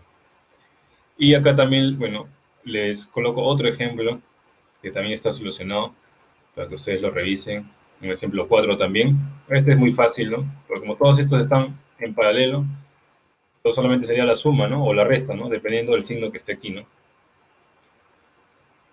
Y otro ejemplo, un ejemplo más, un ejemplo 5, ¿no? Entonces, todo eso sería básicamente el diagrama de bloques, ¿no? Igual acá les pongo el diagrama de bloques del el problema del motor y de un sistema de control típico, ¿no? Ya hemos visto que cada uno de estos puede tener una función de transferencia, ¿no?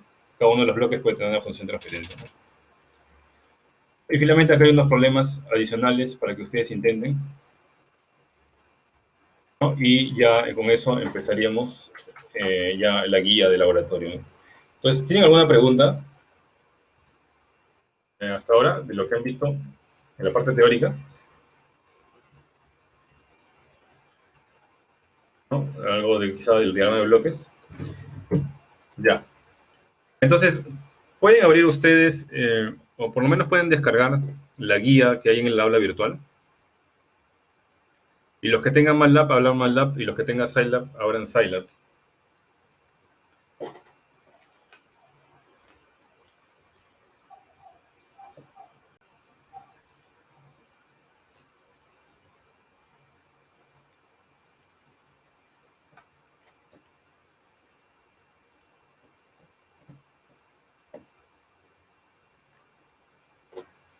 A ver, me indica si todos ya tienen la guía abierta.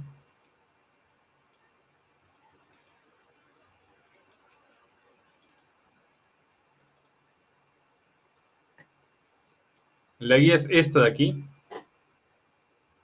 MATLAB y Simulink, ¿no? En la primera parte les va a explicar el entorno de MATLAB, ¿ya? Y bueno, hay que ver ahí también una parte de las matrices, ¿no? Entonces voy a explicar aquí el entorno. Ya, vamos a hacer rápido esto porque ya no está quedando mucho tiempo. Ya, entonces, los que tienen MATLAB, bueno, pueden ver aquí, vamos a hacerlo en paralelo, ¿no? A la izquierda tengo MATLAB y al costado tengo Scilab. Ya, ¿cómo es el entorno de MATLAB? Bueno, lo primero que vas a empezar con con 4 paneles, o bueno, 3 paneles, ¿no? En el primer panel, de repente este panel no lo tengas, quizás lo tengas así nomás, ¿no? De repente solamente tienes este panel de acá. Sería bueno que puedan compartir la pantalla de su computadora, donde tenga el MATLAB, para que puedan hacer una consulta rápida, ¿no? Eh, ya, en este panel se llama ventana de comandos. Acá puedo hacer todas las operaciones que yo quisiera, ¿no? Puedo poner escribir, por ejemplo, 2 más 2 y aquí me va a dar 4, ¿no? En el caso del Scilab también puedo hacer exactamente lo mismo, ¿no? Si quiero hacer una potencia, por ejemplo, puedo escribir 5, digamos, a la 6, me va a calcular el valor. Igualmente puedo hacer lo mismo acá en Scilab, ¿no? Puedo también guardar variables. En este caso puedo escribir a igual a 2, ¿no? Lo mismo puedo hacer en Scilab, es lo mismo. Y acá hay que ver una de las cosas interesantes de MATLAB y Scilab, ¿no? En el caso de MATLAB, este valor, bueno, se guarda en la variable A, y la variable A la puedo observar. Puedo observar todas las variables guardadas. ¿Qué valores guardan las variables, ¿no? ¿Dónde? En este panel de la derecha que se llama Workspace. Entonces acá veo que veo el valor de A y que tiene el valor de 2, ¿no? Y este ANS es, bueno, la última respuesta que se ha dado, que es 15.625. Y esta variable de acá, bueno, esta es una variable que me ha salido a mi sistema, ¿no? Probablemente no la tengan ustedes. No, la voy a borrar para no crear confusión, ¿no? Entonces ahorita deberían ver 2 variables guardadas. Ahora, ¿yo cómo puedo actualizar esa variable? Fácil. le muestro otro valor, ¿no? ¿Qué pasa si A es igual a 5, por ejemplo? Entonces, ahí observan inmediatamente que se ha actualizado el valor de la variable, en este caso 5, ¿no? Lo mismo puedo observar en Scilab, ¿no? Acá le he indicado que A es igual a 2 y acá, en efecto, A se ha guardado como el valor de 2, ¿no? Y la respuesta es la última respuesta que ha guardado. Igualmente acá puedo actualizar la variable A igual a 5 y la variable se ha actualizado, ¿no? Entonces ya el A lo puedo utilizar para cualquier cosa, ¿no? Por ejemplo, A más 2 debería dar 7, ¿no? Tal cual da 7 y se guarda en... Como no, esto no le iguala a nada, entonces acá va a actualizar la respuesta como 7, ¿no? Luego, ¿qué otras cosas puedes hacer? Eh, es muy conveniente, como ustedes de repente ya algunos se pueden dar cuenta, que las operaciones que vamos a hacer durante el curso sean un poco largas, ¿no? Y por tanto, ¿qué pasa si te equivocas por decir en una de las variables? Quizá de repente A no vale 2, sino vale 3. Y si yo lo veo acá, si yo lo hago desde la ventana de comandos, eso implicaría volver a hacer todas las operaciones que hiciste en base a ese valor. Pero para evitar ese problema, o si sabes que vas a trabajar con varias líneas, entonces lo mejor sería crear un script. Entonces acá en la ventana Home, ustedes pueden crear un script haciendo clic aquí en New Script, ¿no? Igualmente en en Scilab, pueden crear un script haciendo clic acá en el icono, el primer icono que aparece acá en el Scilab, ¿no? Y en este caso la ventana le va a salir por fuera, ¿no? Entonces aquí en esos scripts puedo empezar a escribir todo mi código, ¿no? Por ejemplo, pongo A igual a 2 y B igual a 4. Lo mismo puedo escribir aquí en el Scilab, y bueno, acá digamos que pongo A por B. Entonces esto lo puedo ejecutar con el comando run. Si yo aprieto run me va a pedir que lo guarde, entonces ahí lo guardo y va a ejecutar y veo que en efecto A lo declaró como 2, B lo ha declarado como 4 y la respuesta es un valor, ¿no? 8. Esta respuesta también lo puedo guardar en un valor.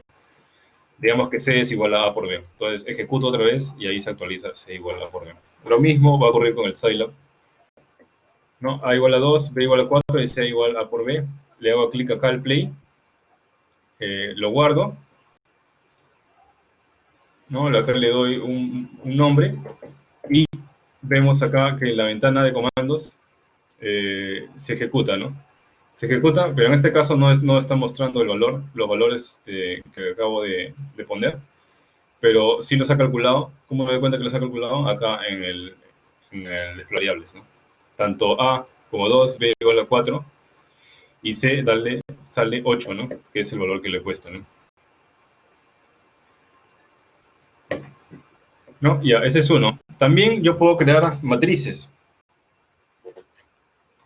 en Scilab, perdón, en MATLAB y en Scilab, ¿no? Si yo quiero crear una matriz de, digamos que tenga 1 y 2 en la primera fila, y 3 y 4 en la segunda fila, entonces yo puedo establecer o puedo indicar las líneas con números separados, y para pasar a la siguiente línea de la matriz tendría que escribir punto y coma. Luego indico la siguiente línea de la matriz, ¿no? Si yo doy el Enter, puedo tener ahí la respuesta, ¿no? Ahora, si yo quiero obtener volver a hacer el último comando, no es necesario volver a escribirlo, puedo apretar hacia arriba, flecha hacia arriba, y tendría ahí el último comando que estoy viendo. Entonces a este le voy a asignar un nombre. Vamos a ponerle A mayúscula. Normalmente la buena práctica o la recomendación es que si vas a tratar con matrices, le pongas letras mayúsculas. Entonces tengo A mayúscula igual a 1, 2, 3, 4. Y yo puedo hacer varias cosas interesantes, ¿no? Podría sacar, por ejemplo, la respuesta. Para sacar la respuesta le agrego un apóstrofe. La respuesta sería A apóstrofe. Entonces ahí tendría 1, 2, 3, 4, ¿no? Le puedo sacar la inversa de la matriz. Puedo multiplicar matrices también, o sea, si genero otra segunda matriz, digamos, 4, 5 y 6, puedo hacer producto de matrices. Lógicamente, para hacer producto de matrices se deben cumplir ciertas condiciones, ¿no? Si no se puede hacer el producto de matrices, me lo va a indicar mal, ¿no? Entonces, como ustedes saben, eh, en un producto de matrices, el orden de los factores sí altera el producto. Pero si yo multiplico B por A, va a salir una cosa distinta, ¿no? Pues ahí está también, podemos observar, ¿no? Igual, lo mismo puedo hacer en el Scilab, ¿no? Entonces, en el Scilab puedo declarar lo mismo, ¿no? A igual 1, 2, 3, 4 y B igual 3, 4, 5, 6, ¿no? Puedo escribir A por B y también puedo escribir B por A. Entonces, esta es la primera parte de la guía, ¿no? El explorador de espacio de trabajo, en este caso, en el caso de Scilab se llama explorador de variables. El explorador de archivos es el explorador que aparece acá al costado, ¿no? Ahorita yo estoy trabajando en esta carpeta, una carpeta que se llama Control 1, que está dentro del escritorio, que está dentro del equipo, ¿no? Y acá va a aparecer el contenido de esa carpeta.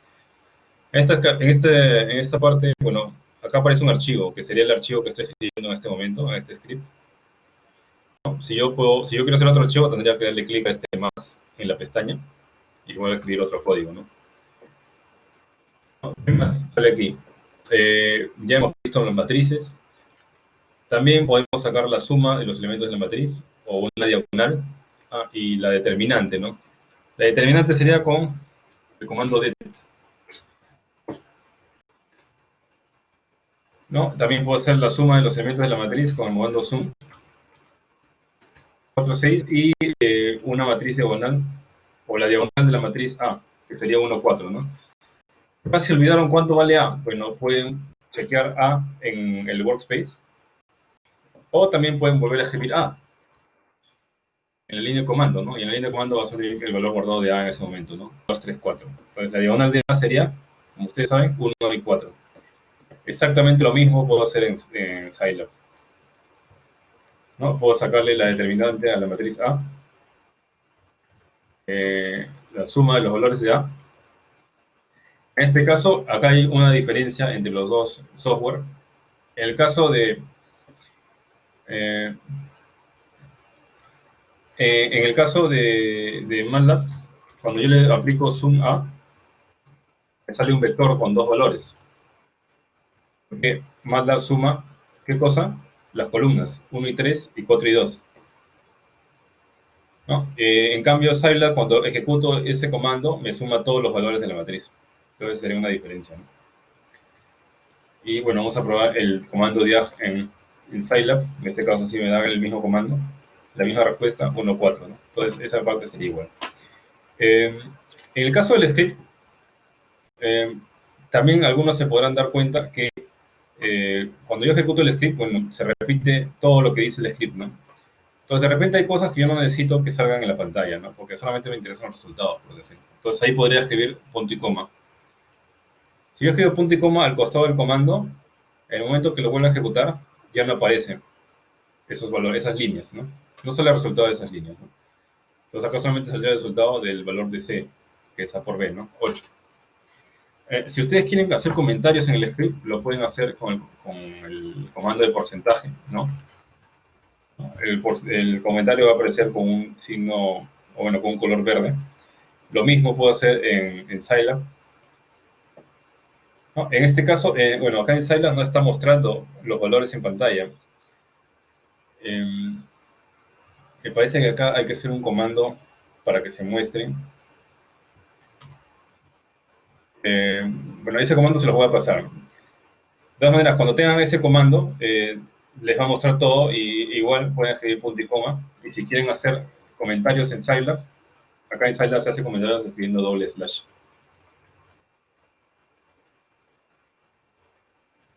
En este caso, si lo ejecuto, bueno, me va a actualizar los valores, pero ahorita no está mostrando nada.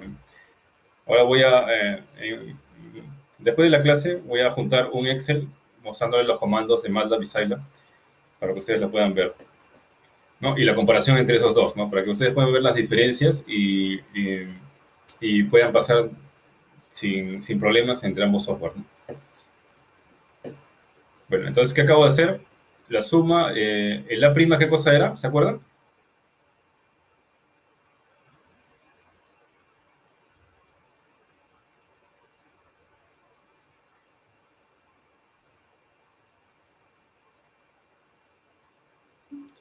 Ajá, la prima sería la traspuesta. El día es la diagonal, la inversa y tengo acá la determinante, ¿no?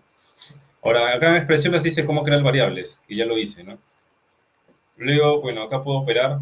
El sombrerito es, pues, es para elevar, ¿no? A una potencia. En este caso está elevando un cuadrado. También lo hice.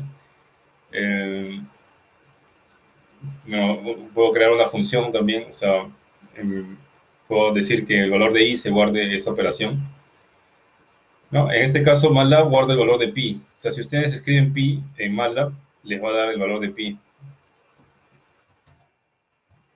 En cambio, ahí tengo una diferencia en Scilab. En Scilab, si ustedes escriben pi, les va a decir que no existe. No, Scilab sí tiene guardado el valor de pi. Y para que les muestre el valor de pi guardado en Scilab, tiene que escribir porcentaje pi. Y ahí tengo el valor de pi en Scilab. Luego, bueno, para trabajar con matrices hay unas funciones interesantes que nos van a ayudar bastante. Por ejemplo, las que tenemos acá, ¿no? Puedo crear una matriz de ceros con el comando ceros. Por ejemplo, una matriz de ceros de 3 por 3. Entonces escribiría ceros 3,3. O una matriz de 1 de 2 por 4. Entonces tendría una matriz de puros unos de 2 por 4. La matriz, la función I es interesante. ¿Ustedes se acuerdan cómo es eh, una matriz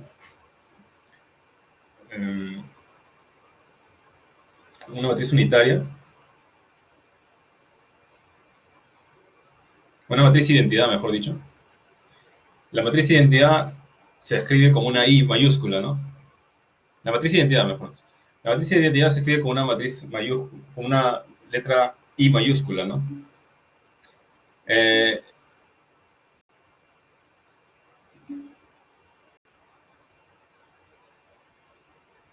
¿No? Entonces, esa I en inglés se pronuncia I. Y por eso que ese comando lo he puesto I, pero como si fuese, como lo he puesto ojo, ¿no? Es que ojo en inglés se pronuncia igual que la letra I, I. Entonces, si tú quieres hacer una matriz identidad, ¿no?, de 4 por 4, entonces puedes utilizar la función I, ¿no? Entonces crea una matriz identidad. Una matriz identidad es una matriz donde todo su diagonal vale 1 y lo demás vale 0, ¿no? Ahora, en MATLAB puedes crear, bueno, una matriz identidad de 3 por 4, también vale. Y si es una matriz cuadrada, incluso puedes indicar solamente el orden, ¿no? Hay 5, me indicaría una matriz de orden, bueno, de 5 por 5 con la diagonal donde es puros unos, ¿no? En el caso de Scilab, puedo hacer lo mismo,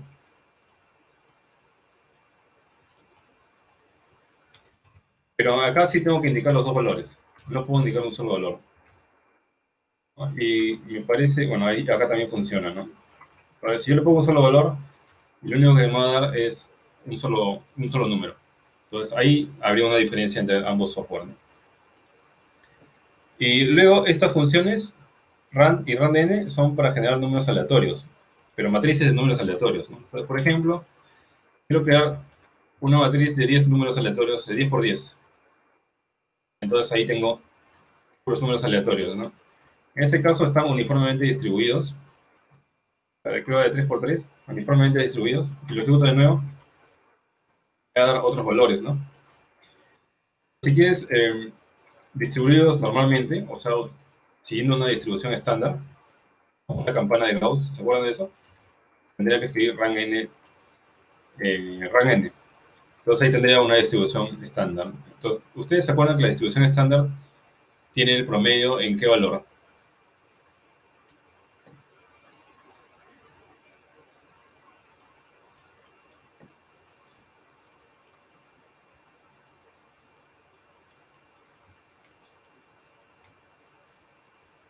Una distribución estándar, ¿qué promedio tiene? O sea, eso deben haberlo visto en estadística, ¿no? El promedio de una distribución estándar o una distribución normal, su promedio es 0, ¿no? Y su distribución estándar es 1. Entonces, por eso es que cuando hacen la distribución estándar con la función rang van a haber pues números negativos, ¿no? Ya, y en Scilab se puede hacer también lo mismo, ¿no? el caso de Scilab no tiene una función para crear distribución normal.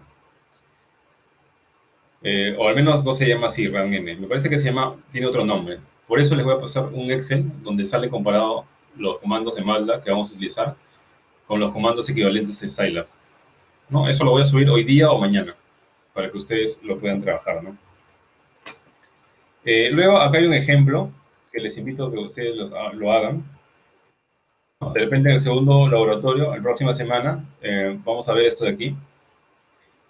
¿Ya? Básicamente sería acá resolver el sistema de ecuaciones. Como ustedes saben, esto se puede resolver como si fuese de forma matricial, ¿no? Entonces, una matriz vendría a representar los coeficientes de los valores de x y z, ¿no? Y un vector vendría a representar los resultados de las ecuaciones, ¿no? Entonces, lo único que tendría que hacer es premultiplicar, o sea, multiplicar el valor, o sea, esto sería a por x, donde x es el vector de variables, x y z, igual a b, ¿no? Entonces tendría que multiplicar a la inversa de a por la izquierda para que la inversa de a por a salga 1, ¿no? Entonces aquí quedaría x, y luego tendría igual esto a la inversa de a por b. Entonces, de esta manera podría solucionar el sistema de ecuaciones, ¿no? Vamos a ver. Entonces, pueden hacer este problema aquí, que también está resuelto. Otra cosa importante es las gráficas en MATLAB, que lo vamos a utilizar bastante también. Entonces, ¿cómo se hace una gráfica de MATLAB? Eso es importante porque una gráfica de MATLAB no se hace, digamos, yo le indico, y es igual a x al cuadrado, y MATLAB te va a hacer caso y lo va a dibujar, ¿no? Así no funciona. Lo que tú tienes que hacer para dibujar una figura en MATLAB, o una gráfica, es indicarle todos los puntos de esa gráfica, o sea, todo el dominio y todo el rango, ¿no? O sea, si quiere hacer una recta, por ejemplo, tendría que decirle que en el dominio va 1, 2, 3, 4 y 5, y en el rango va 1, 2, 3, 4 y 5, ¿no? O sea que 1 se corresponde con 1, 2 con 2, 3 con 3, 4 con 4, y ese sería y ahí con eso graficaría una recta, ¿no? Una recta con pendiente 1, ¿no? Entonces vamos a probarlo. Si tú no le indicas el dominio, MATLAB va a entender que tú quieres que el dominio es 1, 2, 3, 4, 5 y así va para adelante, ¿no? Como aparece aquí en la primera forma, ¿no? Entonces, acá puedo escribir, por ejemplo, lo que dice ahí, ¿no? Un 11, 22, 33. Y si yo escribo plot i, me va a salir una figura con la gráfica, ¿no? Ahora, ¿qué pasa si yo quiero hacer x al cuadrado? Como yo sé ahora que los ploteos en MATLAB funcionan de esta manera, entonces lo que podría hacer es declarar primero el dominio. Digamos que yo tengo 1, 2, 3, 4 y 5, 6. 1, 2, 3, 4, 5, 6. Y yo quiero saber, quiero dibujar el i igual a x al cuadrado. Entonces lo que podría hacer es declarar i es igual a x al cuadrado, ¿no? Pero si yo hago eso, me va a salir un error. ¿Por qué? Porque MATLAB está entendiendo que tú quieres hacer un producto de matrices de x por x. Pero no podrías hacer un producto de matrices de esto consigo mismo, porque no se puede, pues. ¿No? Hay una condición para hacer producto de matrices, ¿no? Lo que podría hacer es multiplicarlo, bueno, por su transpuesta de repente, ¿no? Pero eso tampoco sería lo que yo quisiera hacer, ¿no? O sea, lo que yo quisiera es que elevar cada elemento al cuadrado, para poder así tener el rango de i igual a x al cuadrado. Entonces, ¿cómo podría ser? Entonces para eso tienes que saber que si quieres evaluar cada elemento, o quieres operar cada elemento, y no hacer un producto de matrices, entonces tendrías que utilizar el símbolo del punto. Entonces, si yo quiero x al cuadrado, tendría que escribir i igual a x punto elevado al cuadrado. Y me eleva al cuadrado todos los elementos de x, ¿no? Entonces tengo 1, 4, 9, 16, 25, 36. Entonces lo único que quedaría es hacer el plot. Plot x, y. Y acá observo que en efecto me ha creado la parábola, ¿no? Y igual x al cuadrado. ¿No? Pero está todo medio cuadrada, ¿no? Entonces lo que podría hacer es también que MATLAB me ayude a crear una serie de puntos. Entonces con eso Para hacer eso puedo utilizar lo que dice aquí en la forma 2. ¿Qué pasa si yo quiero del 1 al 10, pero espaciados en valores de 0, espaciado con un espaciado de 0.1? O sea, yo quiero crear un vector que me indique o que tenga que tenga contenidos en valor de 1, 1.1, 1.2. Entonces, ¿cómo lo haría? Voy a escribir 1, 2 puntos, el espaciado 0.1 y luego el valor final, 10. Entonces ahí van a salir ¿cuántos números? 91 números, ¿no? ¿No? Y si lo hago desde 0, x que va desde 0 hasta, en espacios de 0.1 hasta 10, habría 101 números. Entonces, necesitaría calcular el rango ahora, sería x punto al cuadrado, y también tendría 101. Y luego lo único que quedaría es hacer el plot. Entonces el plot se va a actualizar, y ahí ya saldría más suave, ¿no? Saldría más suave porque el espaciado es más pequeño. Realmente ahí hay rectas también, pero como el espaciado es de 0.1, entonces no se nota, ¿no? Ah, ya, de nuevo, ya. Eh, ya, entonces si vamos a empezar esta parte de nuevo. Si ustedes quieren borrar la pantalla, por si acaso, en los comandos que han hecho, pueden escribir CLC y se va a borrar. Si quieren borrar las variables creadas, o sea, en el workspace, pueden usar el comando clear.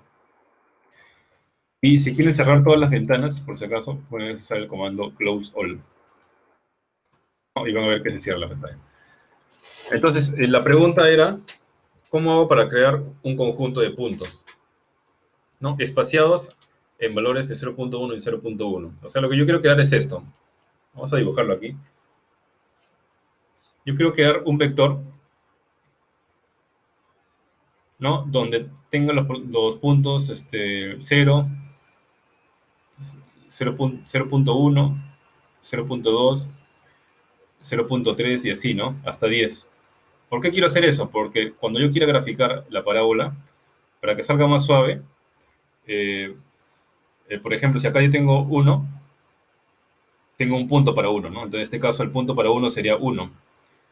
Yo también sé que el punto para 2 sería 4, ¿no? Porque esta función es y igual a x al cuadrado. Pero si yo hago eso, solamente estos dos puntos, bueno, MATLAB lo va a tratar de unir con una recta. Entonces, para que no lo una con una recta, puedo establecer más puntos entre estos dos números. Entonces, lo que yo voy a hacer es calcular también el punto correspondiente para 1.1, luego para 1.2, para 1.3 y así, ¿no? Entonces, para hacer eso, puedo generar este vector, que vendría a ser el dominio, ¿no? De la función y igual a x al cuadrado, pero no voy a estar escribiendo, pues, más de 100 puntos acá, ¿no? Acá hay más de 100 puntos, ¿no? Desde 0.1 hasta 10 son 100 puntos, y con el 0 son 101 puntos. Entonces, para no escribir eso, MATLAB tiene una función. MATLAB y Scilab, los dos tienen la misma función, funcionan de la misma manera. Entonces, ¿cómo hago para escribir esto en MATLAB? Escribo el valor inicial, dos puntos, el espaciado, que es 0.1, luego otra vez dos puntos, y el valor final, 10. ¿No? Entonces, luego, para sacar el rango, como les dije, tendría que multiplicar, bueno, tendría que elevar al cuadrado cada uno de esos puntos. Entonces, puedo aplicar el x, ¿no? Y elevar al cuadrado por elemento. Para hacer la elevación al cuadrado por elemento, tendría que escribir punto, y luego escribo el sombrero, y luego escribo 2. Entonces, esto me va a dar, bueno, esto sale un vector con dimensión 101 por 1. No, no, perdón, esto sale 1 por 101.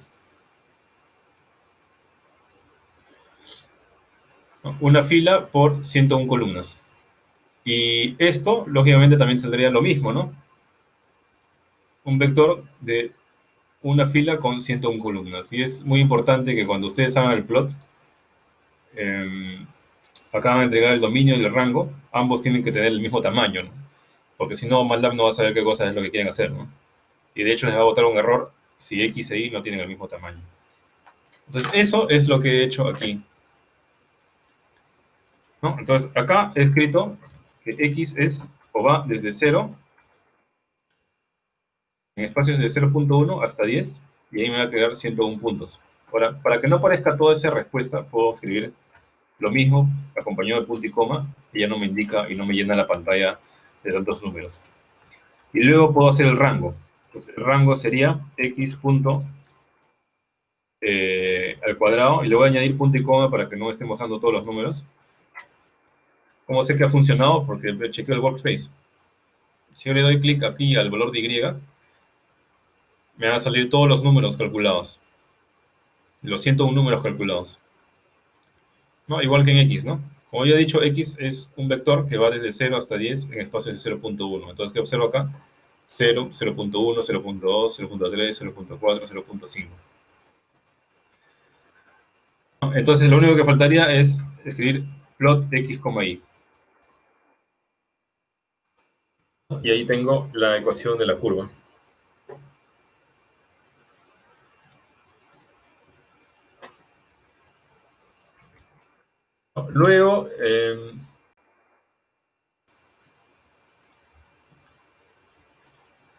Luego, lo que continúa aquí en la guía es, bueno, esto lo acabo de hacer, cómo hacer las etiquetas. O sea, si tú quieres escribir acá, bueno, ya sería parte de hacer un poco mejorar la belleza ahí o la presentación de la figura, ¿no? Entonces, si yo quiero escribir en el eje X algo, entonces puedo poner acá eje X con la función xlabel, ¿no? Y acá se actualiza. E igual, con la función ilabel, puedo escribir acá eje Y, ¿no? Y tendría el eje Y. También puedo escribir un título. Escribo título. Eh, no sé, vamos a poner Y igual X al cuadrado. Tiene que ir entre comillas todo lo que es texto. Y ahí sale el título en la figura, ¿no? Ahora, en una figura pueden ustedes dibujar varias funciones. ¿Qué pasa si yo quiero que se dibuje el y igual x al cuadrado y el y igual x al cubo? Entonces genero un nuevo vector, vamos a llamarle z, sea el x al cubo, ¿no? Entonces acá tendría que escribir x punto al cubo, le voy a poner punto y coma para que no me muestre todos los números, y en el plot puedo hacer varias gráficas. Entonces la primera gráfica sería la de x, y, dominio y rango, ¿no? Luego lo que sería para y igual x al cuadrado. La segunda gráfica sería y igual x al cubo. Entonces tendría que volver a escribir otro dominio y rango, ¿no? Entonces vuelvo a escribir x, y en este caso el rango sería z. Entonces si yo ejecuto, me van a salir las dos gráficas, ¿no? Tanto el y igual x al cuadrado como el y igual x al cubo. Luego, otra cosa para mejorar sus gráficas podría ser que en el caso de y igual x al cuadrado, esta de aquí, podría escribirla con eh, eh, bueno, de repente ustedes no quieren que MATLAB une los puntos, ¿no? Solamente quieren ustedes que grafiquen los puntos. Entonces podrían utilizar, en lugar de que sean unión de puntos, podrían decirle a MATLAB que por cada punto del dominio y rango escribe un asterisco. Entonces, ¿qué haces? Escribes x, y, entre comillas escribes asterisco. Y le va a poner un asterisco a cada punto. Y si quieres hacer para dos gráficas, la gráfica de y igual x al cubo, pues escribirías x, z, y lo podrías dejar ahí si quieres. Pero si quieres que la segunda gráfica tenga también otra notación, por ejemplo, o que sea de otro color, digamos que yo quiero que sea negro. Escribo B de negro ahí, o bueno, ahorita está escribiendo blue, siendo el de color azul, y si yo escribo entre comillas el valor de B, me va a salir que lo va a pintar de azul, ¿no? Pero si yo quiero que sea con rayitas, puedo escribir B menos, o sea, B rayita mejor dicho, y lo va a unir con rayas. Bueno, ahí no se ve, pero podría hacer puntos y rayas. Ahí se ve mejor, ¿no? Entonces ahí de esa manera tendría graficado el y igual x al cubo con puntos y rayas, y el y igual x al cuadrado con asteriscos, ¿no? Entonces esa sería básicamente la forma de trabajar de MATLAB, ¿no? También puedes escribir una leyenda con el comando legend, ¿no? Los nombres para cada función. O sea, si escribo acá legend igual x al cuadrado,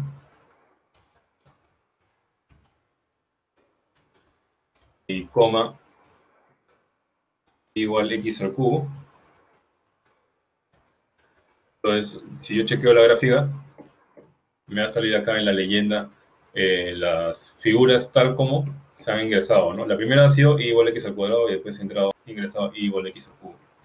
Entonces, esos son los valores que le va a asignar en la leyenda, ¿no? Entonces, luego acá sí acerca de los scripts que yo le expliqué. Acá están los comandos más útiles que vamos a utilizar en ingeniería de control, ¿no? Y la siguiente parte ya sería la parte de Simulink, que eso ya a lo mejor lo vemos ya en el próximo laboratorio, ¿no? Para que ustedes vean, el Simulink se encuentra en Home. Entonces acá hay una parte que dice Simulink, ¿no? Ahí si le dan clic, se va a abrir el Simulink. Ahora, en el caso de Scilab, funcionan las mismas funciones, no funcionan también. O sea, acá puedo crear un vector que va de 0.1 en 0.1 hasta 10. Y luego puedo crear y igual a x punto al cuadrado, como punto y coma para que no lo dibuje. Y también tocaría hacer el plot, ¿no? X, y. Entonces Scilab también responde de la misma manera, ¿no? Y también funciona el X-label, el Y-label y el title, así también como la leyenda, ¿no? Sigue la misma sintaxis ahí. ¿Cómo es el Simulink de Scilab? Bueno, primero les presento el Simulink de MATLAB, sería este de acá. Ustedes acá crean un modelo en blanco, dándole clic aquí, y les va a salir esta pantalla. Entonces acá le dan clic a la librería, y acá es donde en la librería donde lo que les he mencionado durante la clase, ¿no? Acá en bloques más usados pueden jalar el bloque de función transferencia que está, bueno, no está en continuous, mejor dicho. En continuous, acá está, función transferencia, transfer function, la jalan aquí, y cuando yo le haga doble clic, MATLAB me va a preguntar cuál es la función transferencia que va a representar este bloque, ¿no? Entonces, lo mismo va a ocurrir con Scilab. En el caso de Scilab, el Simulink es este icono de como una pantalla, como un osciloscopio que está al costado de la caja de cartón. Si ustedes le dan clic ahí, va a salir lo que se llama el Xcos con la librería, ¿no? Entonces, en la librería acá busco sistemas en tiempo continuo y acá puedo jalar el CLR, que es la transformada, o bueno, un bloque que viene a representar un modelo matemático, ¿no? Entonces, si yo le doy doble clic, en este caso, Scilab me va a preguntar cuál es el numerador y el denominador de la función transferencia, ¿no? Muy similares ambos. Creo que no hay problema si ustedes aprenden Scilab, yo creo que pueden pasar a MATLAB de una manera muy rápida, ¿no? Y no sé si ha quedado alguna pregunta.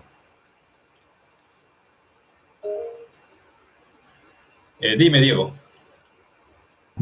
Profesor, en la parte de MATLAB, ¿cómo Sí. hizo en la ventana de comando, cómo hizo diferentes instrucciones sin correr cada lado? ¿Cómo hice diferentes instrucciones sin correr qué? Cada instrucción por separado. Porque cuando yo pongo Enter, me sale instrucción por instrucción y no me deja poner otra línea. Es que eso lo hice a través del script. Seguramente has visto esto. Por ejemplo, yo puse A igual a 2, B igual a 4 y C igual a por B. Entonces aquí, cuando yo ejecuto este script, ahorita no está en el modo script, tendría que entrar acá a la pestaña editor. Cuando le pongo acá el play, bueno, acá está comentado, bueno, acá está con punto y coma para que no salga. Si le quito el punto y coma y le pongo run, va a ejecutar las 3 líneas. De repente eso es lo que has visto. No es que pongo una instrucción en la ventana de comando, siempre me sale que esa instrucción, o sea, lo que yo pongo sale en el mismo de comando. Por ejemplo, ¿cuál? Por ejemplo, cuando yo X-Label y Y-Label, Ajá. cada vez que intentaba poner Enter, salía por separado. O sea, se salía a la ventana con un gráfico vacío, pero con el label de X cambiado. Y luego ponía Y-Label y salía lo mismo, pero ya sin el X-Label, sino con un Y-Label de eje Y. Ah, ya. Ah, bueno, para utilizar estos dos, primero tienes que hacer el plot. O Sí, sea, y le claro. hace el X-label y Y-label al plot actual. El tema es que cada vez que intento hacerlo, pongo por separado y ya no recuerdo la anterior instrucción, el MATLAB ¿Qué MATLAB tienes? ¿Qué versión? 2017. De repente ese MATLAB es distinto. Lo que podrías hacer, bueno, o sea, lo que tú me dices es que yo escribo acá, por ejemplo, plot X, y, me sale Pongo esto, ¿verdad? en, claro, a mí directamente Pones, me plantea, ya, pones enter y sale la figura. Sale con acá como figura uno, ¿no? sí, Y luego dices que cuando en el momento que escribes X-label, se crea una nueva pantalla sí, con la etiqueta del eje X. sí, y es un gráfico vacío. Mm, ya. De repente la sintaxis del MATLAB 2010 ha cambiado un poco. ¿Y has intentado, o sea, primero escribir Xlabel y después hacer el plot? Lo mismo sale. Entonces lo que podrías hacer es, hay una función que no se mueva, que se llama hold, me parece.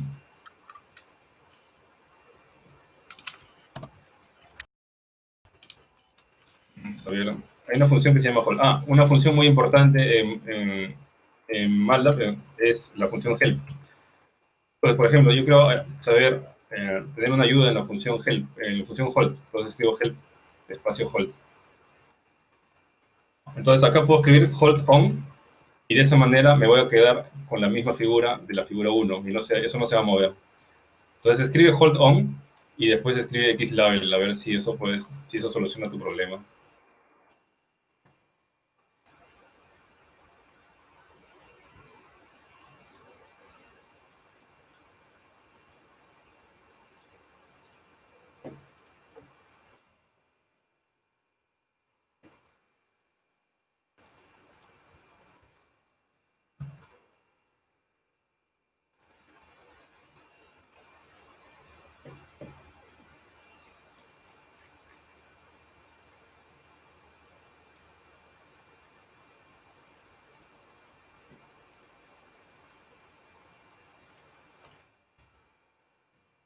Para los del segundo grupo, que ya deben estar ingresando, les voy a hacer una encuesta para ver si han instalado el MATLAB o el Scilab.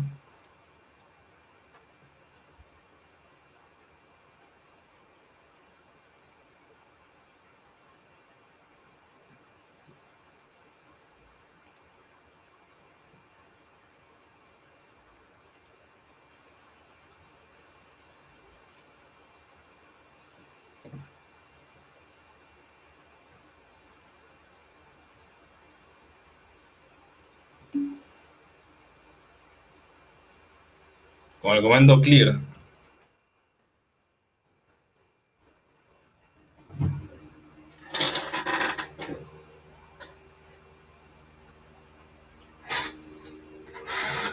Profesor, ya probé con el comando hold on, Ajá. no cambió nada.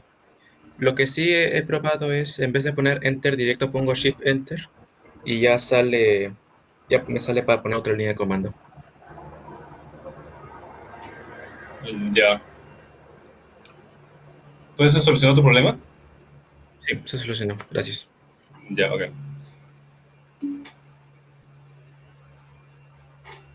CLC limpia la pantalla y clear elimina las variables.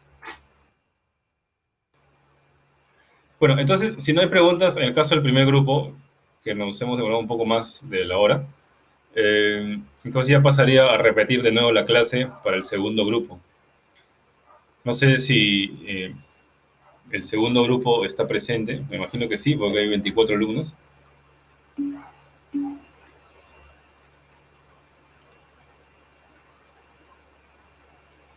Sí, puedes cerrar el gráfico dándole clic a la X. O también puedes escribir close all y cierra todas las ventanas.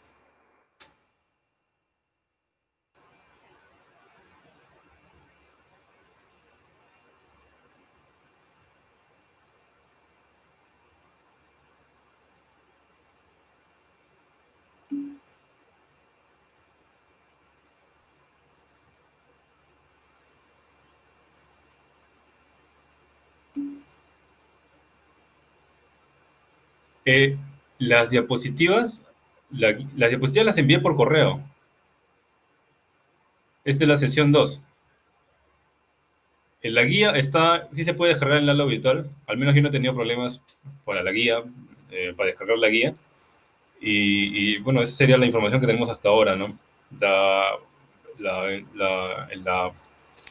tercera clase, la clase de tercera semana, la voy a subir en el transcurso de estos días.